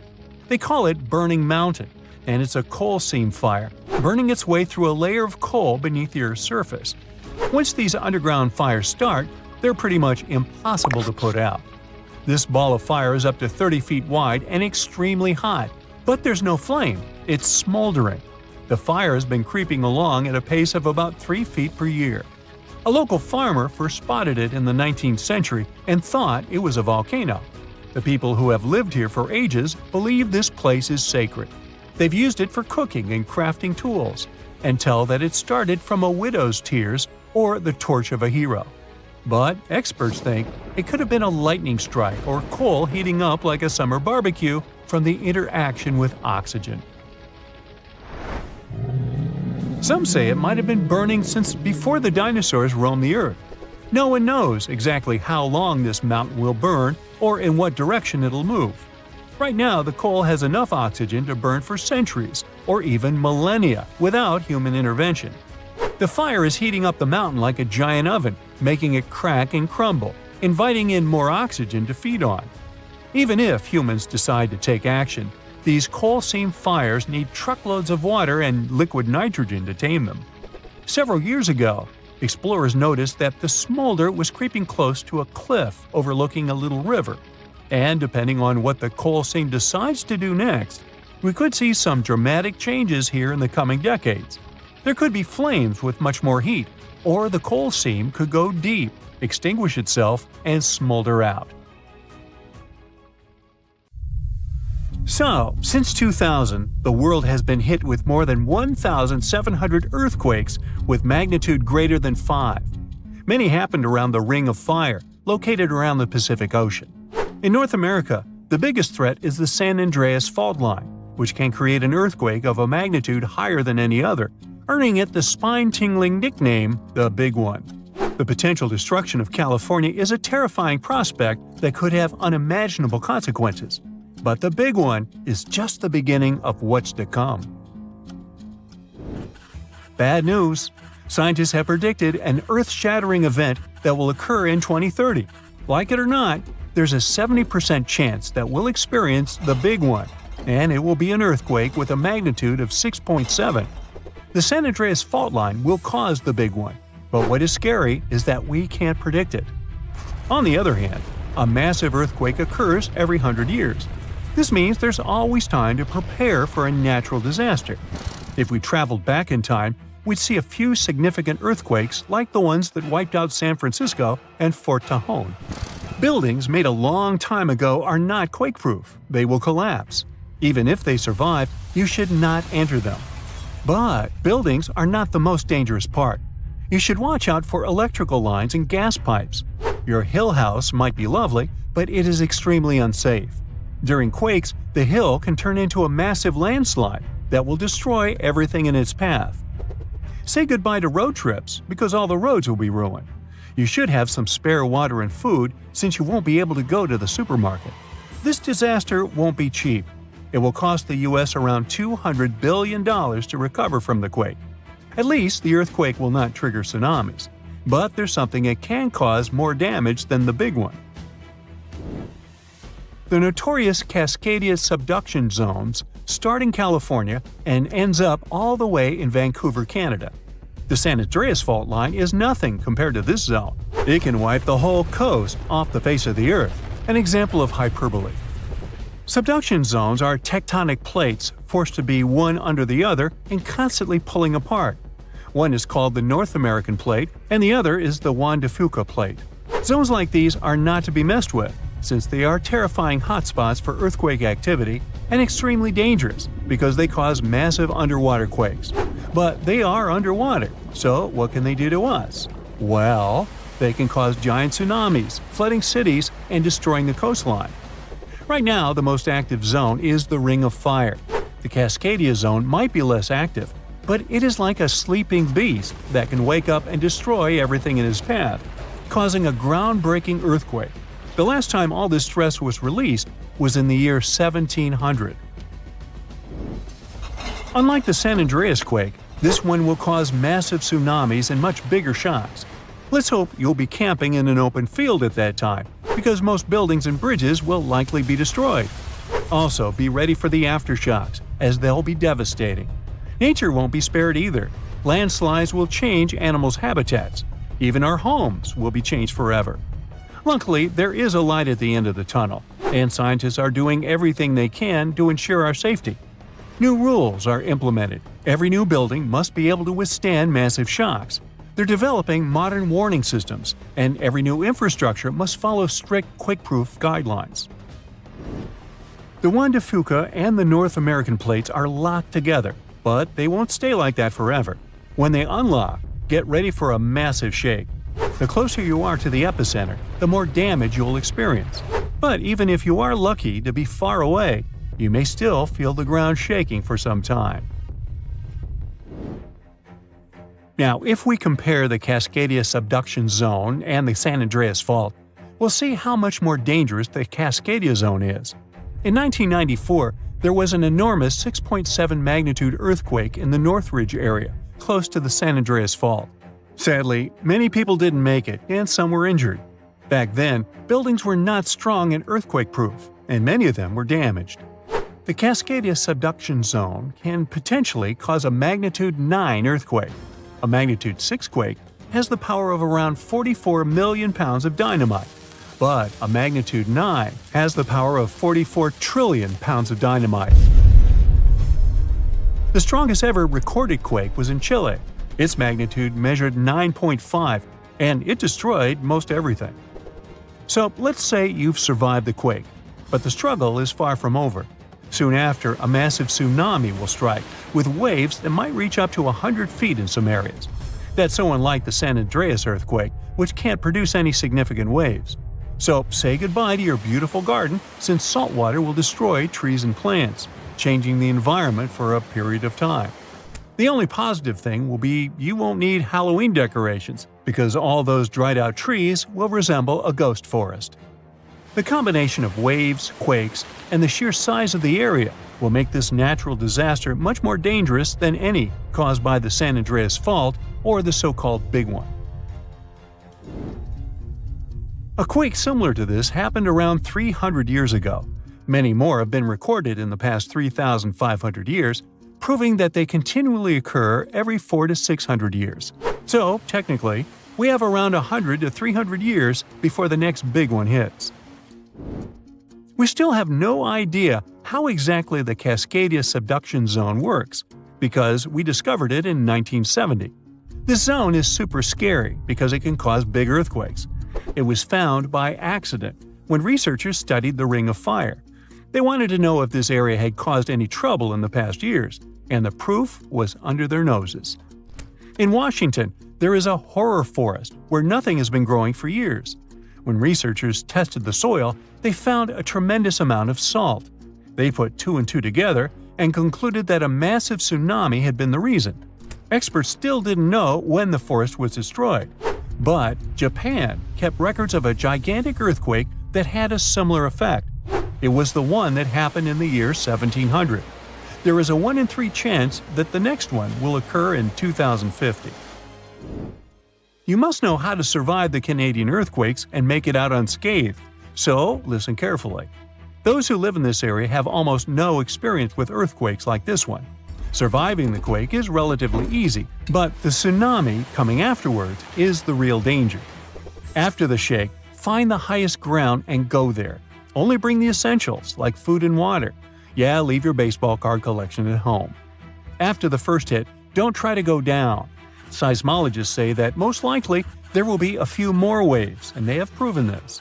On the 22nd of May, 1960, seismologist Jerry Eston and his 4 friends went to Hawaii to see an expected tsunami that was to happen around midnight. They set up their gear on Wailuku Bridge with an escape route planned. This bridge had been destroyed in the previous tsunami, but the new one was much taller and better. After midnight, the water was 4 feet above the average level. The second wave hit a half hour after midnight, and the water rose another 9 feet by 1 a.m. The water started going down and dropped by 7 feet, but the horror was far from over. Next, they saw a wave that was around 20 feet tall. This shows us that tsunamis are unpredictable, and we should listen to experts to stay safe. A magnitude 15 earthquake has the potential to completely destroy our planet and evaporate all the water in a matter of seconds, leaving Earth uninhabitable. Over 500,000 earthquakes happen annually, but none have a magnitude of 15. 90% of quakes occur in the terrifying Ring of Fire zone located around the Pacific Ocean. The ground there is like jello. It shakes almost constantly. The most powerful earthquake to have ever struck Earth had a magnitude of 9.5. That much power can lengthen or shorten the day. But there's probably an earthquake in the confines of your own home now caused by a speck of dust landing on a table. But it has a power of negative 15 magnitudes. Earthquakes happen when tectonic plates move. They're like Lego pieces that are not properly secured, and when they move up, down, or hit one another, the ground also moves, triggering earthquakes. This tectonic energy acts like a battery. It stores energy for a long time, up to 500 years. When this stored energy is released in a sudden burst, the consequences are horrifying. Even the strongest structures submit to this relentless force that leaves a trail of destruction in its path. In some instances, earthquakes can even trigger tsunamis, amplifying the chaos. Such a crazy amount of power can split the ground open and cause severe damage. The strength of an earthquake is measured by the Richter scale, but now it's being replaced by the moment magnitude scale. When there's an earthquake, we hear about how strong it is. It's usually from 1 to 10. Luckily, we haven't had a Richter scale earthquake yet. The most powerful earthquake to have ever happened in modern history occurred in Chile in the 60s. It was around 9.5 on the Richter scale, and it altered Earth's rotation and messed up the length of the day by around 2 milliseconds. It also triggered a massive tsunami and affected a vast area of 155,000 square miles. The Richter scale doesn't actually have a limit. Still, anything above 25 doesn't need measuring, because if that ever happened, we would simply turn into dust, and nobody would care to measure this disaster.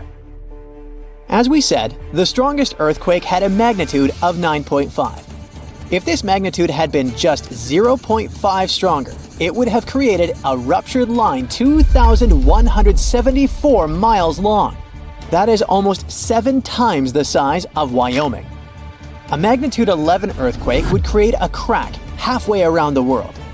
Massive tsunamis would hit coastal areas, destroying everything, and Earth would get into a massive environmental crisis. If you love hiking, you would have new mountains to explore, created by the terrifying earthquake. Even the temperature would increase because of volcanic eruptions and the resulting greenhouse gases. it would turn our planet into a hot oven. The safest places would be far away from any buildings, seas, oceans, and mountains where there would be a low chance of a landslide.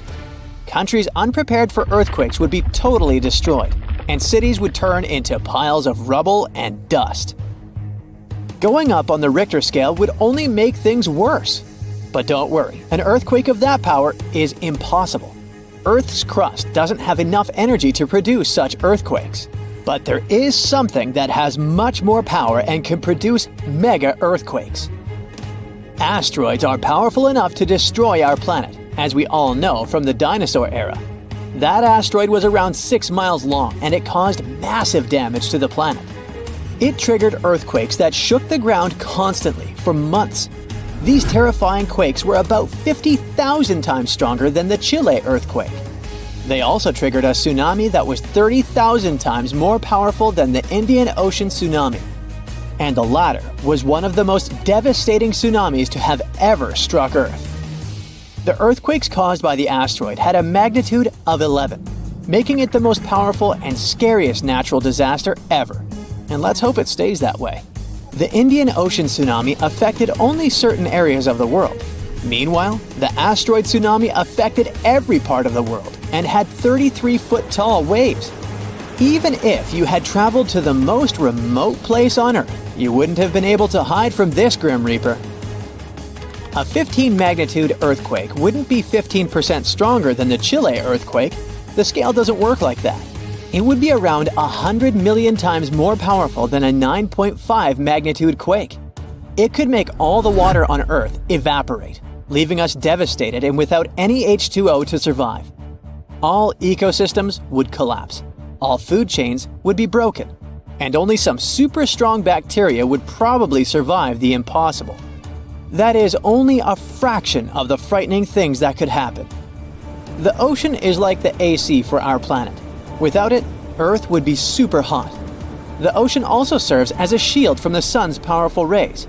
It acts as a heat absorber and cools Earth. Scientists think that the most dangerous thing would be the inability of Earth's crust to survive the violent shakes of the 15-magnitude earthquake.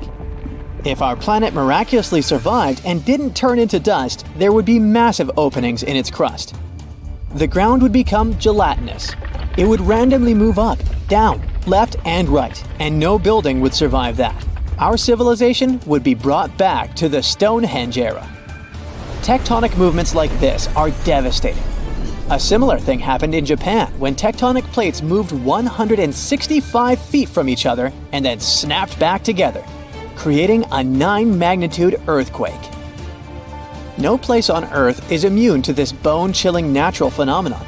Still, certain places have higher chances of being destroyed than others, like the Ring of Fire, where 90% of earthquakes happen. This is a place where earthquakes are almost everyday occurrences. The Ring of Fire is located in the Pacific Ocean. It forms a ring around the continents that surround the Pacific. There, several tectonic plates meet, creating highly unstable ground. To make the problem much more terrifying, 75% of active volcanoes are located in this area. 90% of dormant volcanoes are also there, making this place extremely dangerous. Scientists carefully study this region to find a way to predict when the next earthquake might strike. The Ring of Fire is not the only place at risk of earthquakes. In California, along the San Andreas fault line, 2 tectonic plates have been storing power for more than 200 years. The San Andreas Fault is 715 miles long and has the potential for a massive earthquake. This region has its fear of violent earthquakes like the one that happened in San Francisco in 1906. It had a magnitude of 7.8 on the Richter scale. Scientists' predictions are terrifying. They say that the chance of a 6.7 magnitude earthquake is very high in the area. If all hell starts to break loose, you should know how to survive. Avoid anything that might fall on you, like windows, closets, or unstable ceilings. The official phrase from emergency experts is drop, cover, and hold on. Stay low to the ground. Hide under something stable like a table, and remain there until the shaking stops. Make sure to stay in your shelter for another minute or two, just in case there are aftershocks or loose debris. Use your nose and smell for gas. If you do smell it, don't turn the lights on or do anything that might ignite it. Stay strong and be safe. It happened in Iceland on Friday, March 19, 2021 at 8:45 p.m. About 20 miles southwest of the capital. Molten rock suddenly burst through the surface from below. Bright lava fountains then lit up the night sky. A volcano in this valley finally woke up after almost 800 years of sleeping soundly. We divide volcanoes into three categories: active, dormant, or extinct. Around 1,900 of them around the globe are considered active. That means they've erupted in the recent past and will likely do it again in the possible near future. Dormant volcanoes haven't popped off for a long time, but they still may in the future. You could say they're sort of sleeping. As for extinct ones, those guys haven't done anything in more than 1 million years.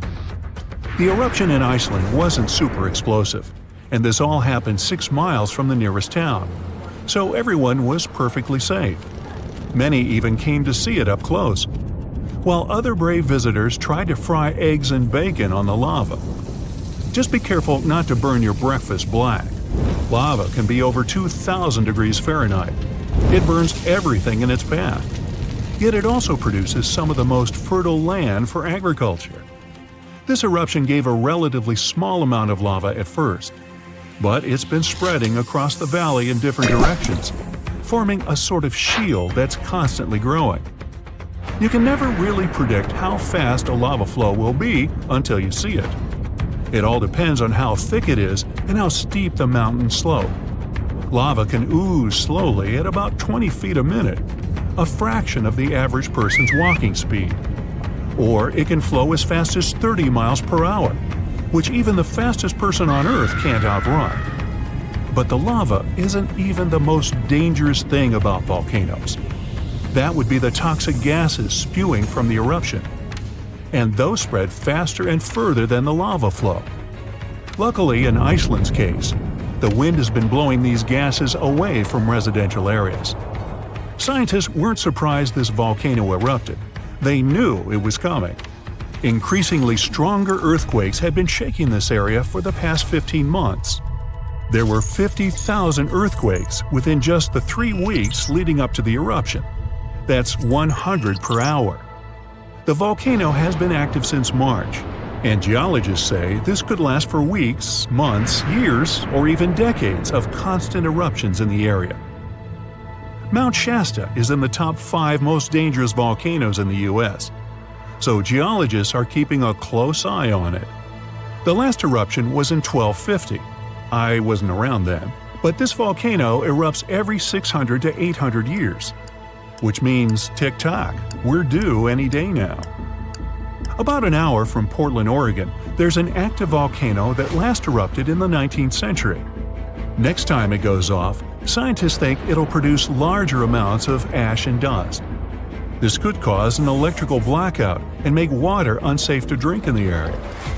But the experts pay close attention to Mount Hood.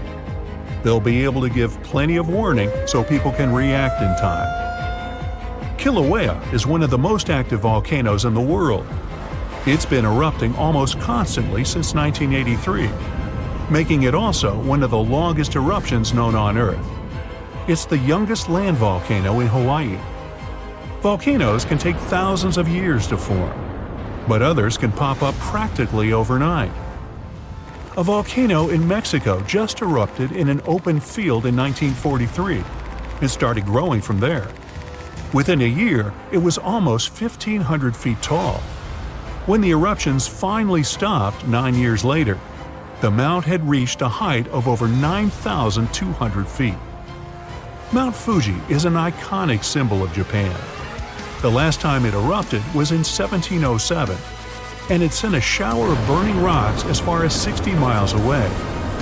If a similar eruption happened today, Tokyo would be within that vicinity.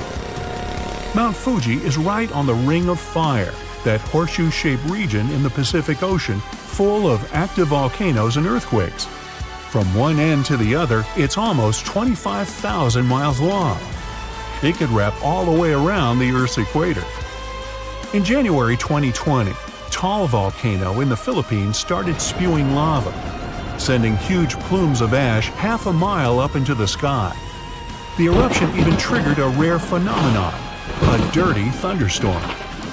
That's when the smoke cloud above a volcano produces its own lightning. The chance of volcanic tsunamis was also high.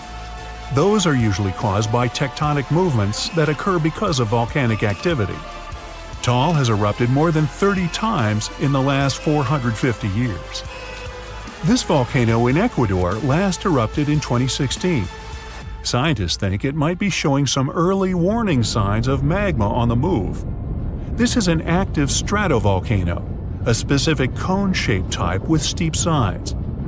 They form from sticky lava that doesn't flow that easily. That lava goes around the vent, cooling and piling on itself to form these steep walls.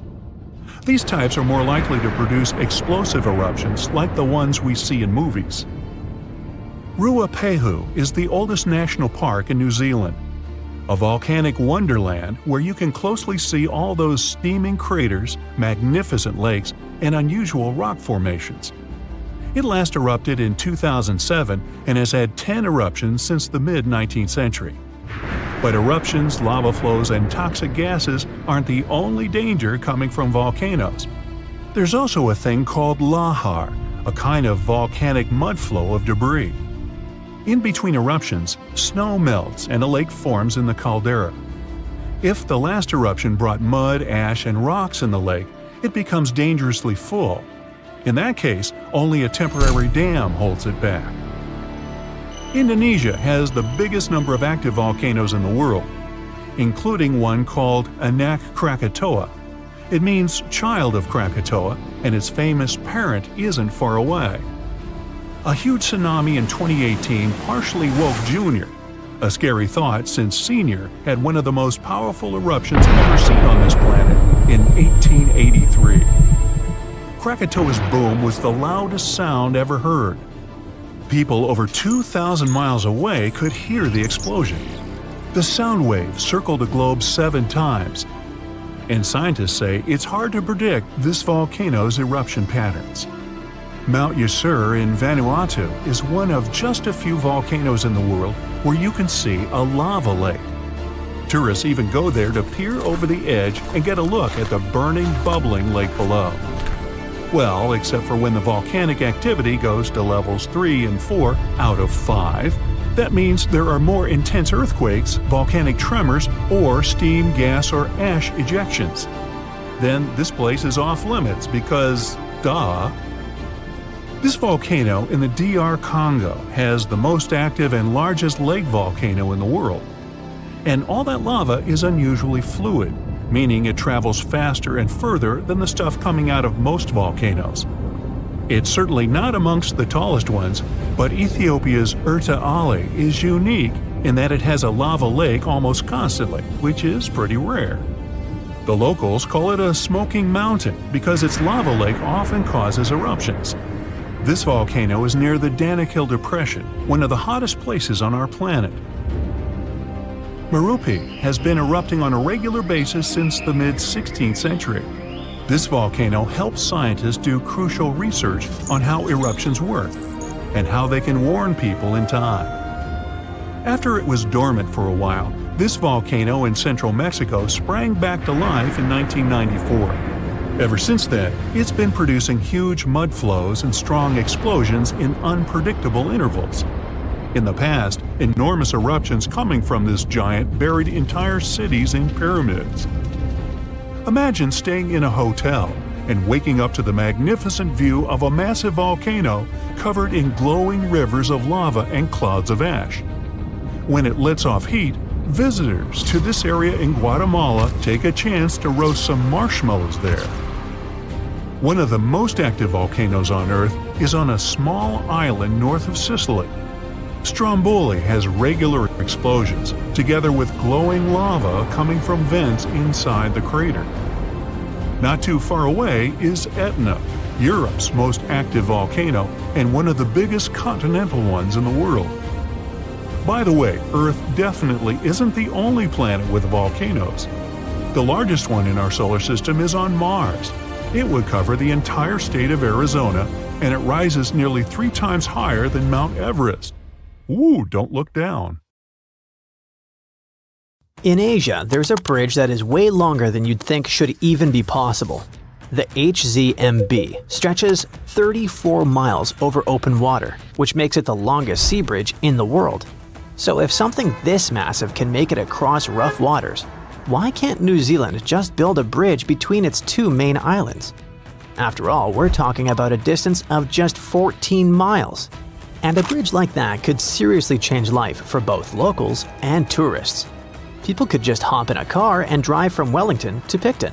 No more ferry hassles, no more drawn-out trips. Just one epic road journey with ocean views on both sides. So what's stopping them? Well, turns out, everything. I mean, building a bridge there is technically possible, but there are a couple reasons why experts are like, maybe not. Let's start with the obvious, the distance. The North Island and the South Island are separated by Cook Strait. Like I said, it's 14 miles wide at its narrowest point. That's not much, true. Plus, we've got the HZMB bridge, proving that, yep, it is technically possible to build a bridge over the sea to cover that distance. But we can't ignore the fact that New Zealand's geography is, well, a whole different ballgame. Cook Strait isn't exactly a calm, friendly stretch of water. It's deep, really deep. Parts of it drop to about 10,000 feet. That's like stacking 7 Empire State Buildings on top of each other. It's also a rough, moody stretch of ocean that loves tossing around ships like rubber ducks. In fact, quite a few have been wrecked in Cook Strait. And sadly, many lives were lost. You don't have to worry about it so much though, as the worst accidents happened a long time ago. The ships and ferries that cross it today are much safer. Even so, it'd be pretty hard to avoid getting seasick while crossing it. Things get even messier below the surface. The seafloor over there is uneven and unpredictable. What happens is that Cook Strait has opposing tides at each end, one where it meets the Tasman Sea and the other where it joins the Pacific Ocean. And they simply don't move together like you might expect. When the tide is high on one side, it's low on the other, and they're totally out of sync. So all that water rushes back and forth through the strait to balance things out, creating some really strong and messy currents in the middle. Then there's the weather. Cook Strait isn't just windy, it's probably one of the windiest places in the southern hemisphere. That's because it's located right in the middle of one of New Zealand's 3 big wind tunnels. Basically, there are places where the wind doesn't just come and go quickly. It sticks around, blowing hard for most of the year. And all of this happens because of something called the Roaring Forties. That's the name for the latitude band between 40 and 50 degrees south of the equator, where strong, persistent westerly winds are pretty common. Unlike the northern hemisphere, which has a lot of land at this latitude, the southern hemisphere is mostly ocean with just a few land masses, like New Zealand's South Island, Tasmania, and the southern tip of South America. So, these winds go wild because there's nothing to slow them down, and they just keep picking up speed. The gusts there can reach up to 150 miles per hour. So, imagine trying to cross a bridge in a car when the wind is actively pushing against you. That's not just unpleasant, it's super dangerous. Drivers can easily lose control of their cars with the wind pushing them sideways. And of course, that can lead to countless serious accidents. Now, let's talk about earthquakes. New Zealand sits right on the boundary of 2 massive tectonic plates, the Indo-Australian and Pacific plates.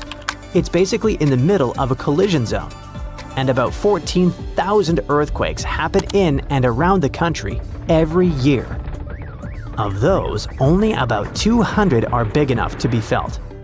Still, building a massive bridge under these conditions would require some serious genius-level engineering. With all that in mind, we can safely say that the whole bridge idea is off the table. But how about an underwater tunnel? Yep, that could work. It could be a great solution actually. No wind, no bad weather, and no earthquakes to deal with. There are a bunch of other advantages too. First, it would dramatically reduce travel time, cutting down the 3 to 4 hour sailing trip between the North and South Islands. That same journey would probably only take about 40 minutes. Then people wouldn't have to stress about all the ferry cancellations and delays because of bad weather. And most importantly, it's doable. I mean, look at the Channel Tunnel. It's an undersea tunnel connecting southern England and northern France. Japan did something similar with the Seikan Tunnel, which connects the islands of Honshu and Hokkaido. They are both huge projects, serving pretty much the same purpose.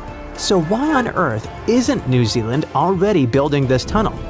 Well, for the same reason we don't all live in luxury treehouses with personal robots: money. Estimates vary, but some experts think a project like this could cost anywhere from $10 to $20 billion. To cover that kind of cost, they'd probably need to charge tolls for the next 100 years. And trust me, those tolls wouldn't be cheap. Other experts think it could actually cost more than that, because you see, we have to consider all the extra infrastructure. The narrowest point of Cook Strait is between the North Island and Arapawa Island. That's one of the long, mountainous regions in the Marlborough Sounds, which is pretty remote. So it's not just about the cost of the bridge or tunnel itself, it's also the access roads, safety systems, maintenance, and evacuation plans. You can't just build a huge underwater tunnel and not plan for the occasional emergencies. And what would it actually be used for? Sure, there are people who travel between the islands. About 1 million passengers take the ferry every year. But that's not exactly the kind of traffic that justifies the most expensive infrastructure project in the country's history. Earlier, we talked about how England and Japan have similar underwater tunnels. But there's something to consider. The United Kingdom has a population of 69 million. Japan has even more, with around 123 million people. And in New Zealand, they've only got 5 million residents to pay for this project. So could they have a tunnel under Cook Strait? Sure they could. Should they? Probably not. If you don't want to fly, the only other way to travel between the islands is by ferry. It's not ideal, but hey, it works. New Zealand has a total of 5 ships that transport people and vehicles across the islands. For tourists who aren't in a rush, it's perfect. You can cross the islands while taking in some of the most stunning views and spotting amazing wildlife. You'll start your trip in Wellington, and right from there, you'll see the rugged North Island coastline as you head out into open water. You might see different seabirds like gulls and terns, and as you get closer to the South Island, you might spot some gannets. If you're lucky, you could also catch a glimpse of the seal colonies off the coast. During the last hour of the trip, the ferry will slow down, giving you plenty of time to enjoy the green hills and calm waters. You will also approach Queen Charlotte Sound, a spot known for its wildlife. So keep an eye out for orcas, playful dolphins, and even penguins. Honestly, having a ferry instead of a tunnel might not be so bad after all. Put on your woolen hats, find the warmest mittens, and go buy the thickest blankets. The next ice age might be just around the corner. And the trigger is much more shocking than anyone might have expected. What's even worse? We have no control over our bitterly cold future. Earth's climate has been on a wild ride for millions of years. It's been warming up, freezing over into ice ages, then heating up again to the more normal temperatures we know today. These cycles, called quaternary ice ages, are part of a much longer pattern of global freezing and thawing. For a long time, scientists thought Earth's orbit around the Sun had something to do with triggering ice ages, but figuring out exactly how was tricky. Well, new research has finally connected the dots. It shows how tiny changes in Earth's tilt, wobble, and orbit mess with the growth and melting of huge ice sheets. This is a pretty big deal because it helps scientists understand not just what happened in the past, but also what might happen to our climate in the future. Even small shifts in how Earth moves through space can have huge effects over thousands of years. These changes control how much sunlight different parts of the planet get, which affects how ice sheets grow and shrink. Earth doesn't orbit the Sun in a perfect circle. It actually follows a slightly oval-shaped path. This phenomenon is called orbital eccentricity. Since the Sun isn't sitting right in the center of this oval, Earth's distance from it changes throughout the year. Plus, the oval itself slowly shifts position in space over time, which is called orbital precession. On top of that, Earth's tilt, aka obliquity, also changes slightly as our planet moves around the Sun. Scientists have known for a while that these orbital quirks impact our planet's climate, causing cycles of warming and cooling. As different parts of Earth's orbit shift, they change how sunlight is distributed across the planet, influencing seasons and ice ages. These Milankovitch cycles happen roughly every 20,000, 40,000, 100,000, and even 400,000 years. The difficult part is to figure out how each of these orbital changes affects climate shifts. Earth's climate is a complicated system, with tons of factors influencing it at the same time. Modeling all these processes is no easy task. It needs huge computing power and a deep understanding of each factor's role in shaping our planet's past and future climate. There are two cycles that are super close to each other in timing. Precession, which happens every 21,000 years, and the second harmonic of obliquity that happens at 20,500 years. But even though they're so close, no one has been able to directly connect either of these cycles to the end of an ice age. On top of that, for the past 800,000 years, ice ages have ended every 100,000 years, and scientists still haven't figured out what causes this pattern. To get to the bottom of it, researchers turned to the deep sea. They studied changes in oxygen isotope ratios found in the tiny, fossilized shells of marine creatures. These tiny creatures live in the ocean, and their exoskeletons preserve clues about past climate, specifically changes in ice sheets. This allowed the researchers to track the beginning and end of ice ages over the past 800,000 years. By comparing the changes in the ice sheets with Earth's orbital changes, they found an incredible pattern. The key moments when Earth moved between ice ages and warmer periods were perfectly lined up with specific relationships between precession and obliquity. It turns out that the end of an ice age, called deglaciation, is closely linked to the way precession and obliquity align. But it's obliquity alone that seems to trigger the start of an ice age. This discovery is the key to understanding the 100,000-year cycle of ice ages. The researchers say it was always there, just waiting to be noticed. Before the discovery, people thought the timing of ice ages was more random. But this new study shows there's a clear, predictable pattern.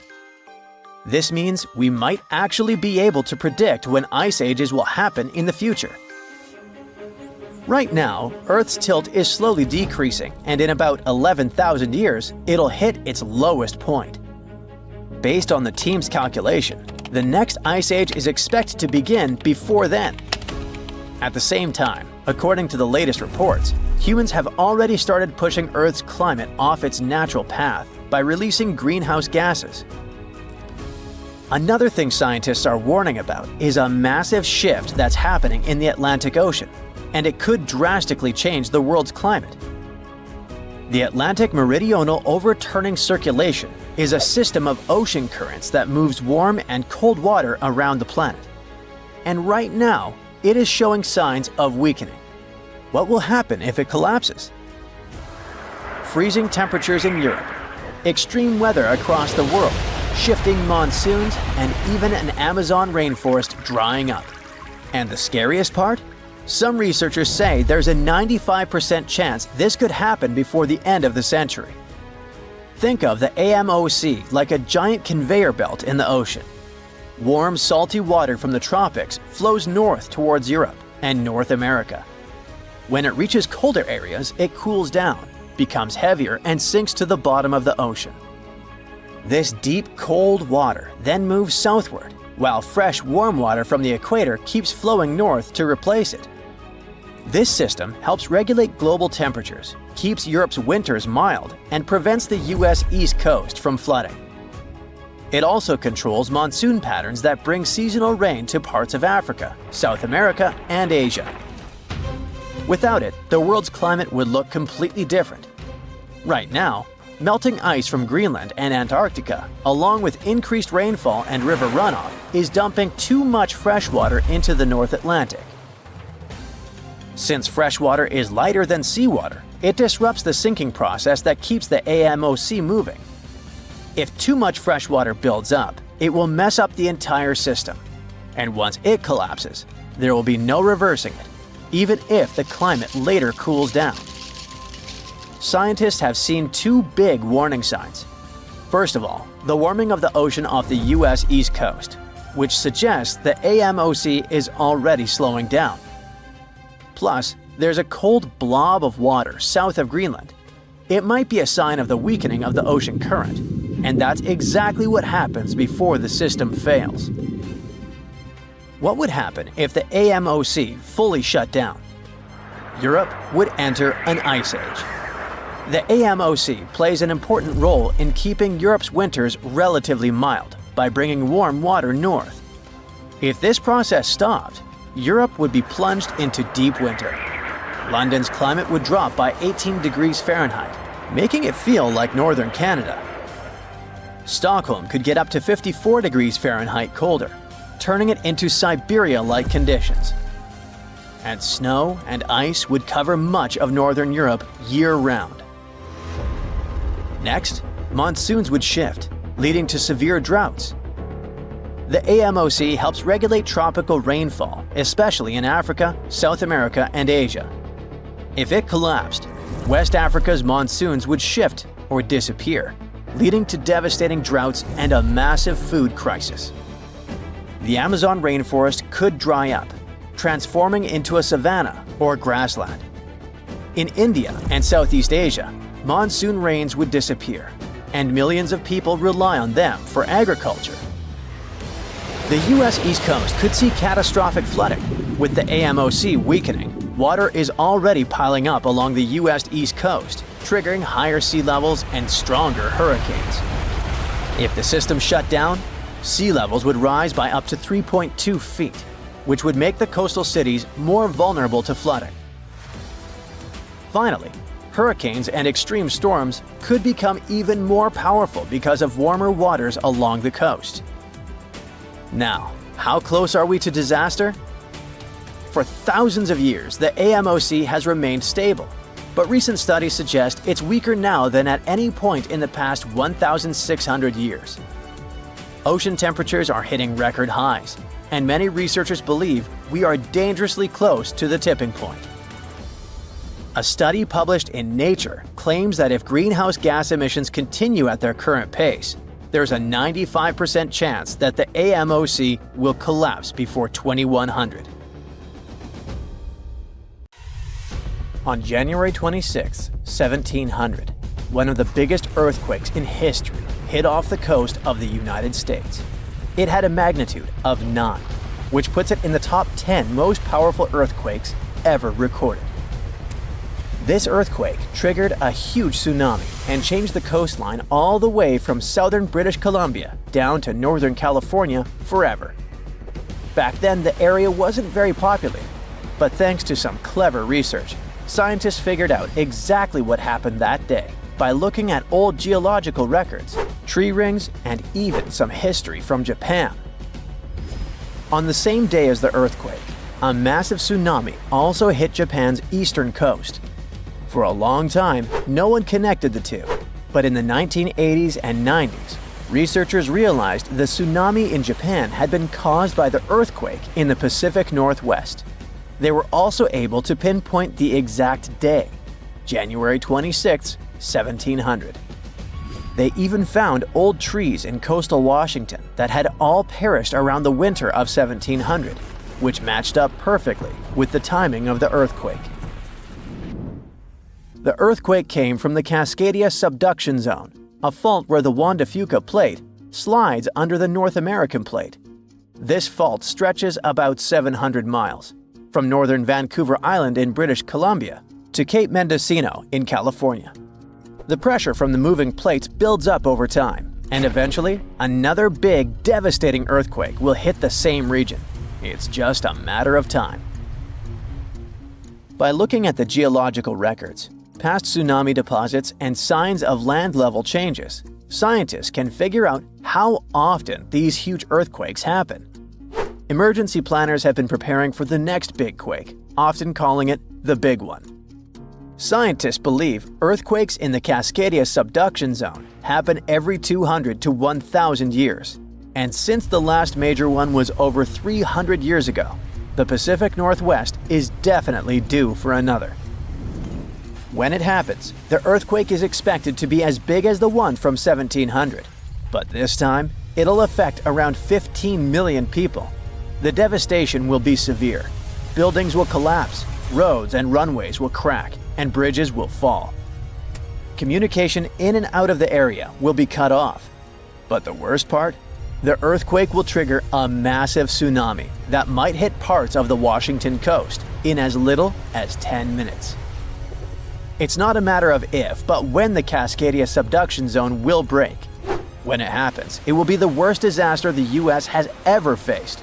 Worse than the Hurricane Katrina or Superstorm Sandy. It'll impact an enormous area, stretching from southern British Columbia all the way down through Oregon to northern California. That means millions and millions of people will be affected. Fairchild is considered a backup staging area for handling the aftermath of the earthquake, with Grant County International Airport in Moses Lake being the main one. For those who will survive the initial quake and tsunami, the aftermath could be just as disastrous. Aftershocks will follow, and transportation will be a mess. Roads will be damaged or completely blocked, airports will shut down, and most of the main routes, like Interstate 5, will have bridges destroyed. This means food and water supplies will be cut off, and it will be incredibly difficult for help to get in or for people to escape. Gas pipelines will most likely be damaged too, and restoring them could take anywhere from a few days inland to weeks or even months along the coast. Power outages will be widespread within 100 miles of the coast throughout the entire Pacific Northwest. And water could be out for 3 to 7 months. Even telecommunications will be down for 2 to 3 months across the Pacific Northwest, Alaska, and even parts of East Asia. The good news for eastern Washington is that it will mostly avoid the worst of it, thanks to natural barriers between the west and east sides of the state. The tsunami may hit the Columbia River Gorge, but it will lose energy quickly because of a sandbar under the river. The Cascade Mountains will absorb much of the earthquake's impact, so the east side won't feel it as strongly. And since eastern Washington won't get hit as hard, it'll be up to them to handle the aftermath of the quake. That means helping western Washington, taking in refugees from the areas that got destroyed, and delivering supplies to where they're needed. Scientists have looked at other major 8.0 to 9.0 magnitude earthquakes like the ones in Chile in 1960, Alaska in 1964, and Sumatra in 2004, and Japan in 2011. These kinds of quakes can shake the ground for anywhere between 6 to 10 minutes, and that's a long time for the ground to be shaking. Such quakes are super intense because they happen close to Earth's surface, so it's not just a quick shake. It's a long, strong one that can cause a lot of damage. If the Cascadia earthquake and tsunami were to hit tomorrow, over 13,800 people could lose their lives, and about 107,000 people could be injured. The economic toll in Washington, Oregon, and California could top $70 billion. To put that into perspective, we can compare these numbers with some other major earthquakes. In Chile's 1960 earthquake, about 1,650 people lost their lives. The 1964 Alaska quake resulted in around 140 lives lost. The 2004 Sumatra earthquake and tsunami took the lives of an estimated 280,000 people. And the 2011 Japan earthquake and tsunami caused over 20,000 casualties. Authorities know about the dangers of the Cascadia Fault, but even with all the planning, no one can say for sure what will be needed when the big quake hits. Right after the earthquake and tsunami, the areas outside the immediate disaster zone won't be able to help much because roads and airports will be destroyed, and resources will be limited. How can we deal with this kind of disaster and its effects? We don't have all the answers yet. Right now, let's focus on the Cascadia Subduction Zone. It's a huge fault line that stretches about 620 miles from Vancouver Island to Cape Mendocino in California, sitting about 93 miles off the coast. It's like one tectonic plate is slowly sliding under another.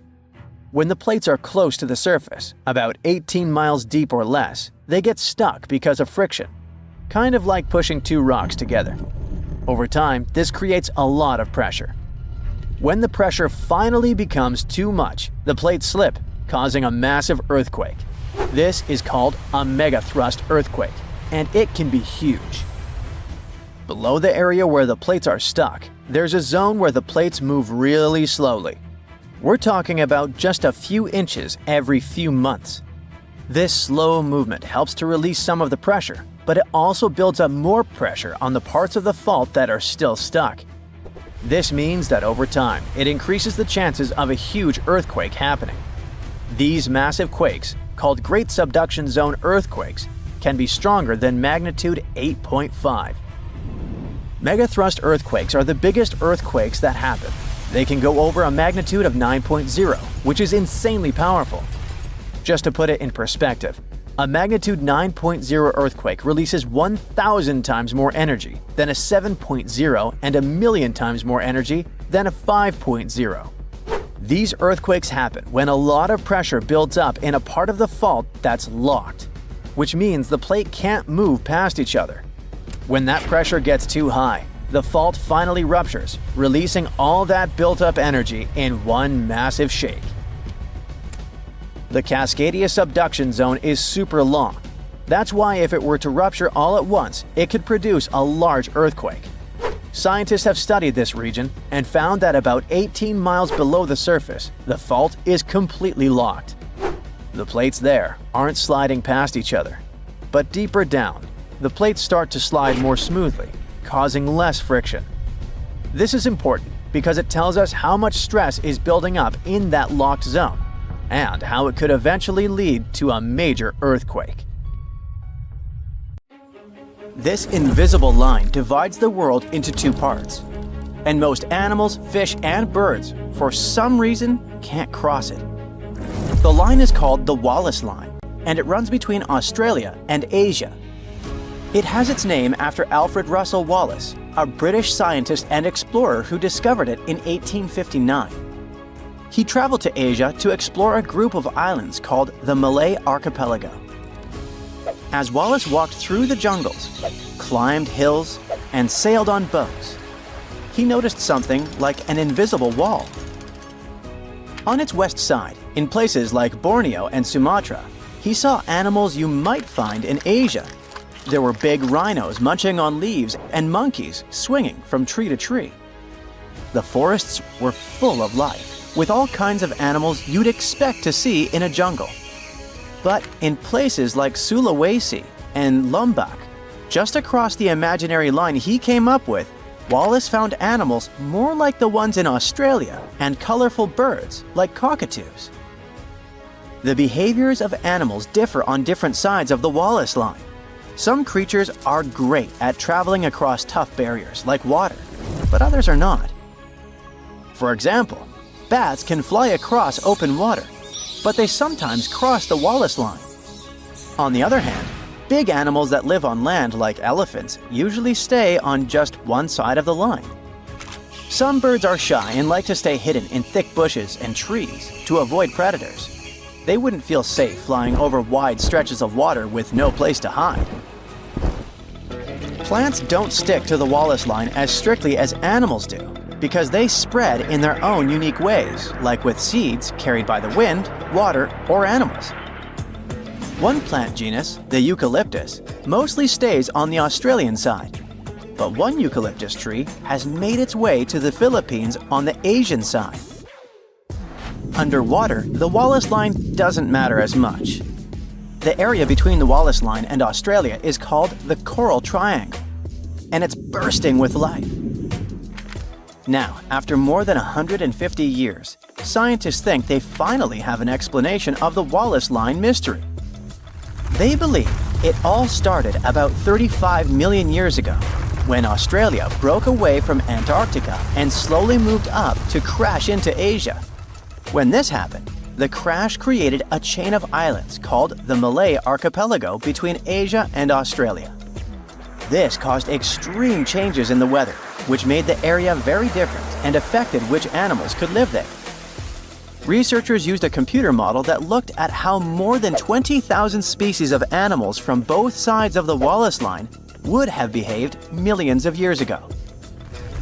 When Australia started to drift away from Antarctica, it opened up a huge new era of deep ocean around Antarctica. This is where the biggest ocean current on Earth, called the Antarctic Circumpolar Current, began to flow. This swirling current made the planet's climate much cooler and completely changed how animals could live in different places. But not all animals were affected in the same way. Indonesia stayed warm and rainy, which was perfect for animals from Asia. These creatures could hop from island to island like stepping stones and make their way toward Australia. But animals from Australia had a harder time. Over millions of years, they had gotten used to living in cooler, drier places, so the tropical islands didn't suit them as well. Scientists believe if we can see how animals adapted to big changes in weather patterns millions of years ago, we might be able to predict how today's animals will cope with a similar situation. Other scientists after Wallace also tried to describe and explain the invisible natural border between Asia and Australia, and came up with their lines. The Weber Line, for example, is in a slightly different location than the Wallace Line, between the Oriental and the Australasian faunal regions within Wallacea. It's a group of mainly Indonesian islands that are separated by deep water straits from the Asian and Australian continental shelves. They were never connected to the big continents by land, so animals that could swim, fly, or float across the water made it to these islands. That's why the creatures living there are so unique and come from both Asia and Australia. Weber's Line is where the balance tips. If you go one way, most of the animals are from Asia. If you go the other way, most of the animals are from Australia. Another important migration event in the history of our planet happened in the Americas. Around 30 million years ago, South America became a separate landmass as tectonic plates moved and pulled it away from Antarctica and Africa.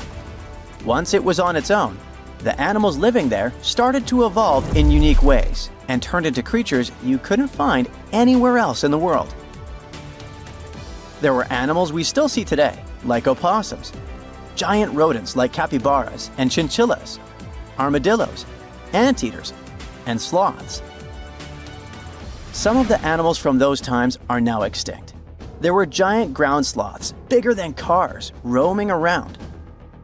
There were glyptodonts, which were like giant armadillos with super tough, bony shells.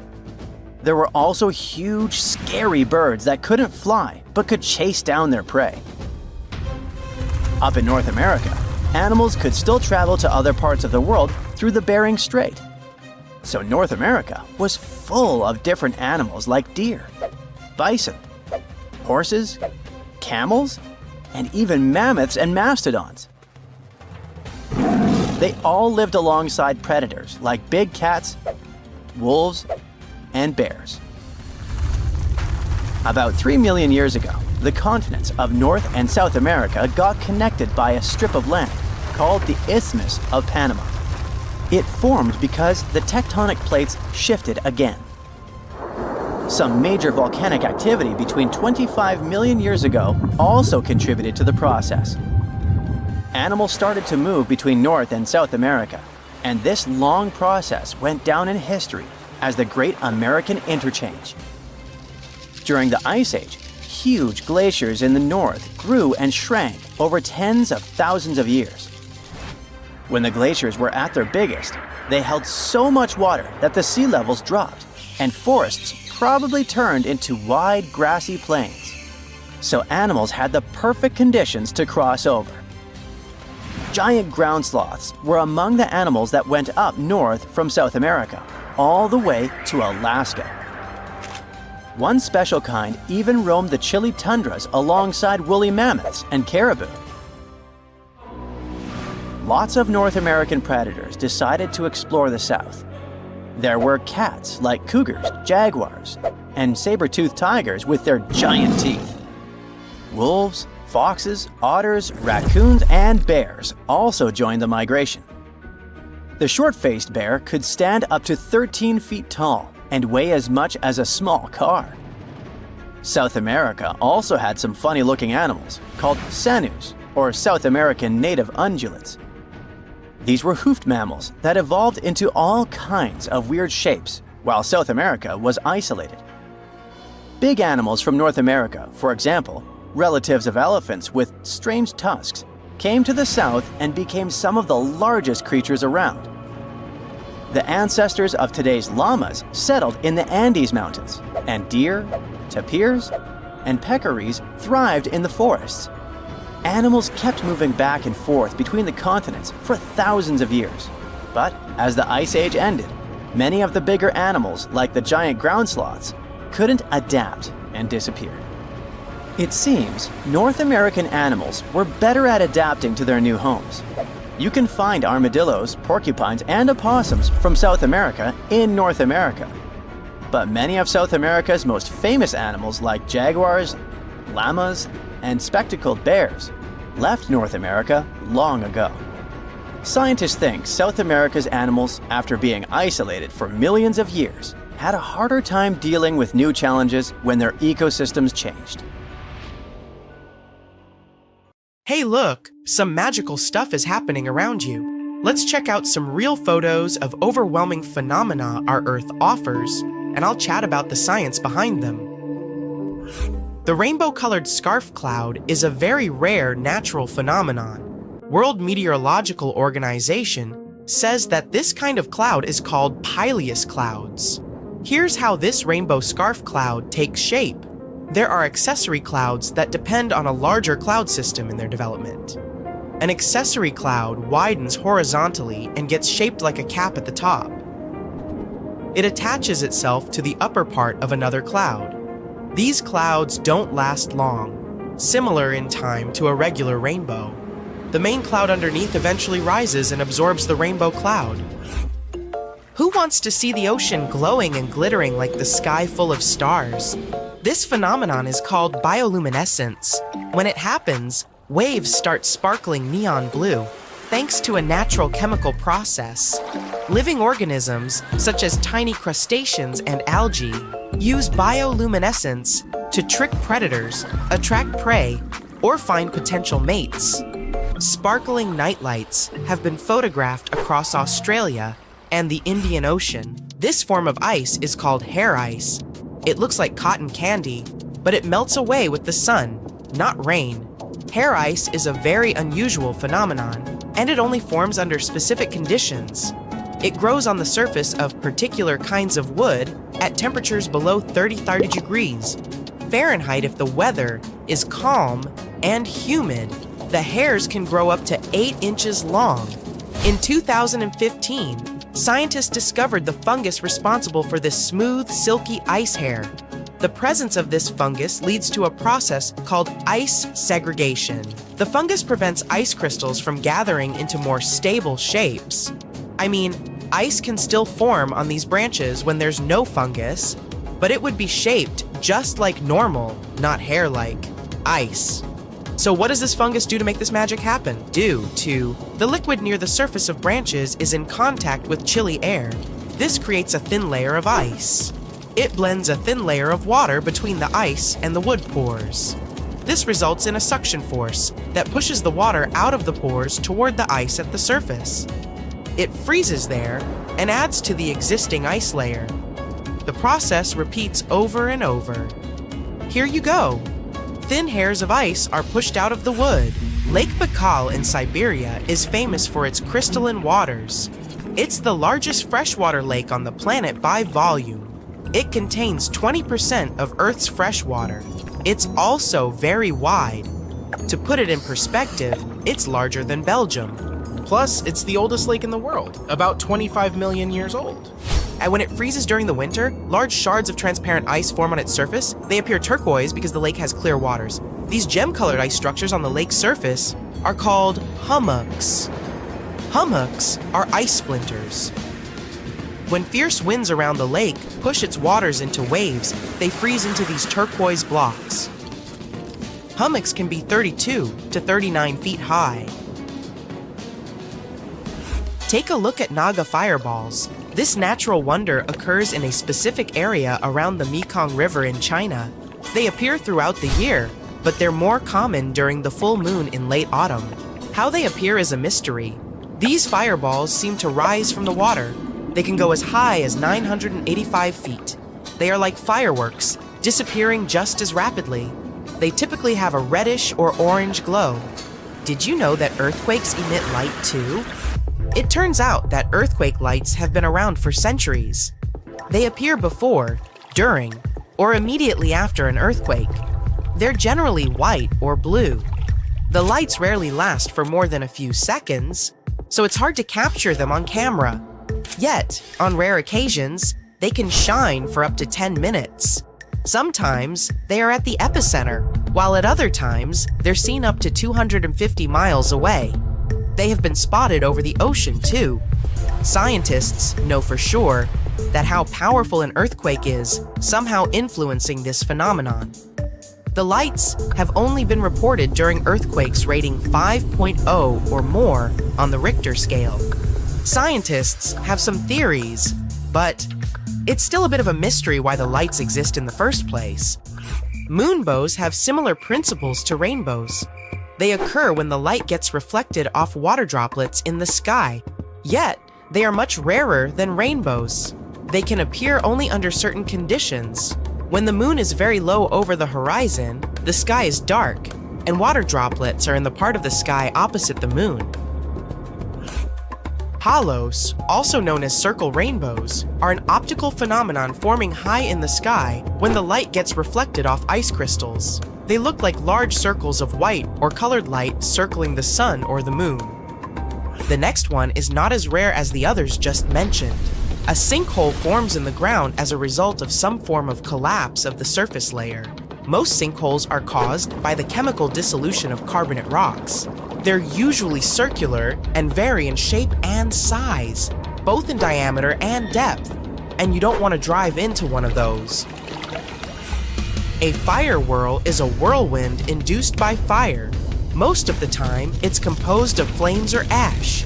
This phenomenon is also sometimes called a fire tornado or fire twister. It's pretty clear how it got this nickname. It looks like a tornado, and it's made of fire. Yet these terms usually refer to a separate thing, where a fire has such intensity that it creates an actual tornado. Fire whirls are different. They don't usually count as tornadoes as the vortex doesn't extend all the way from the ground to the cloud base. Lenticular clouds are usually in parallel alignment to the wind direction. They have a particular shape. I mean, look at it. That's what people imagine when they think about a spaceship of visitors from outer space. Amacha Wagjas and guess mean. Many people dream of witnessing this one. The Aurora Borealis or the famous Northern Lights. It's a free natural light show in the sky. Charged particles from the sun strike atoms in Earth's atmosphere. Then they cause electrons in these atoms to change to a higher energy state. Eventually, the electrons get back to a lower energy state. That's when they release photons of light. Obviously, Nordic countries are the best places to see this show. But hey, you can see the Northern Lights in Scotland too. The Morning Glory Cloud is a very long rolled cotton-like cloud. It's seen occasionally in various parts of the world, but there's one place on our planet where they occur on a regular basis. It's the Gulf of Carpentaria in northern Australia. These clouds can stretch for 620 miles. Plus, there can be more than one morning glory cloud at one time. So far, we have seen moonbows, halos, and many other phenomena. But how about looking at a fire rainbow? The fire rainbow is much easier to say, but the real name of this thing is a circumhorizontal arc. Say it with me. Circumhorizontal arc. Very good. It's another cool optical phenomenon that occurs in cirrostratus clouds. Check this out. The next two cool facts are related to animals. What would you do if 1,000,000 butterflies flew over your head? This might happen when you see monarch butterflies while they're migrating to Mexico or Southern California. These butterflies cannot cope with cold winters, nor can I. So, every fall, they migrate either to the south or west, where it's warm all year long. This is a field completely covered with spider webs. This phenomenon only occurs when spiders flee from floods or some other kind of natural disaster. When they leave, they find a higher place to spin their webs. Usually, such a place is a tree or an agricultural field. Since many of them gather in the same safe region, they all make their webs at the same time. Doesn't this huge spider web look like a thick blanket? Yeah, you go lie down in that. Just kidding. Have you ever come across unique natural phenomena? Comment below and let me know.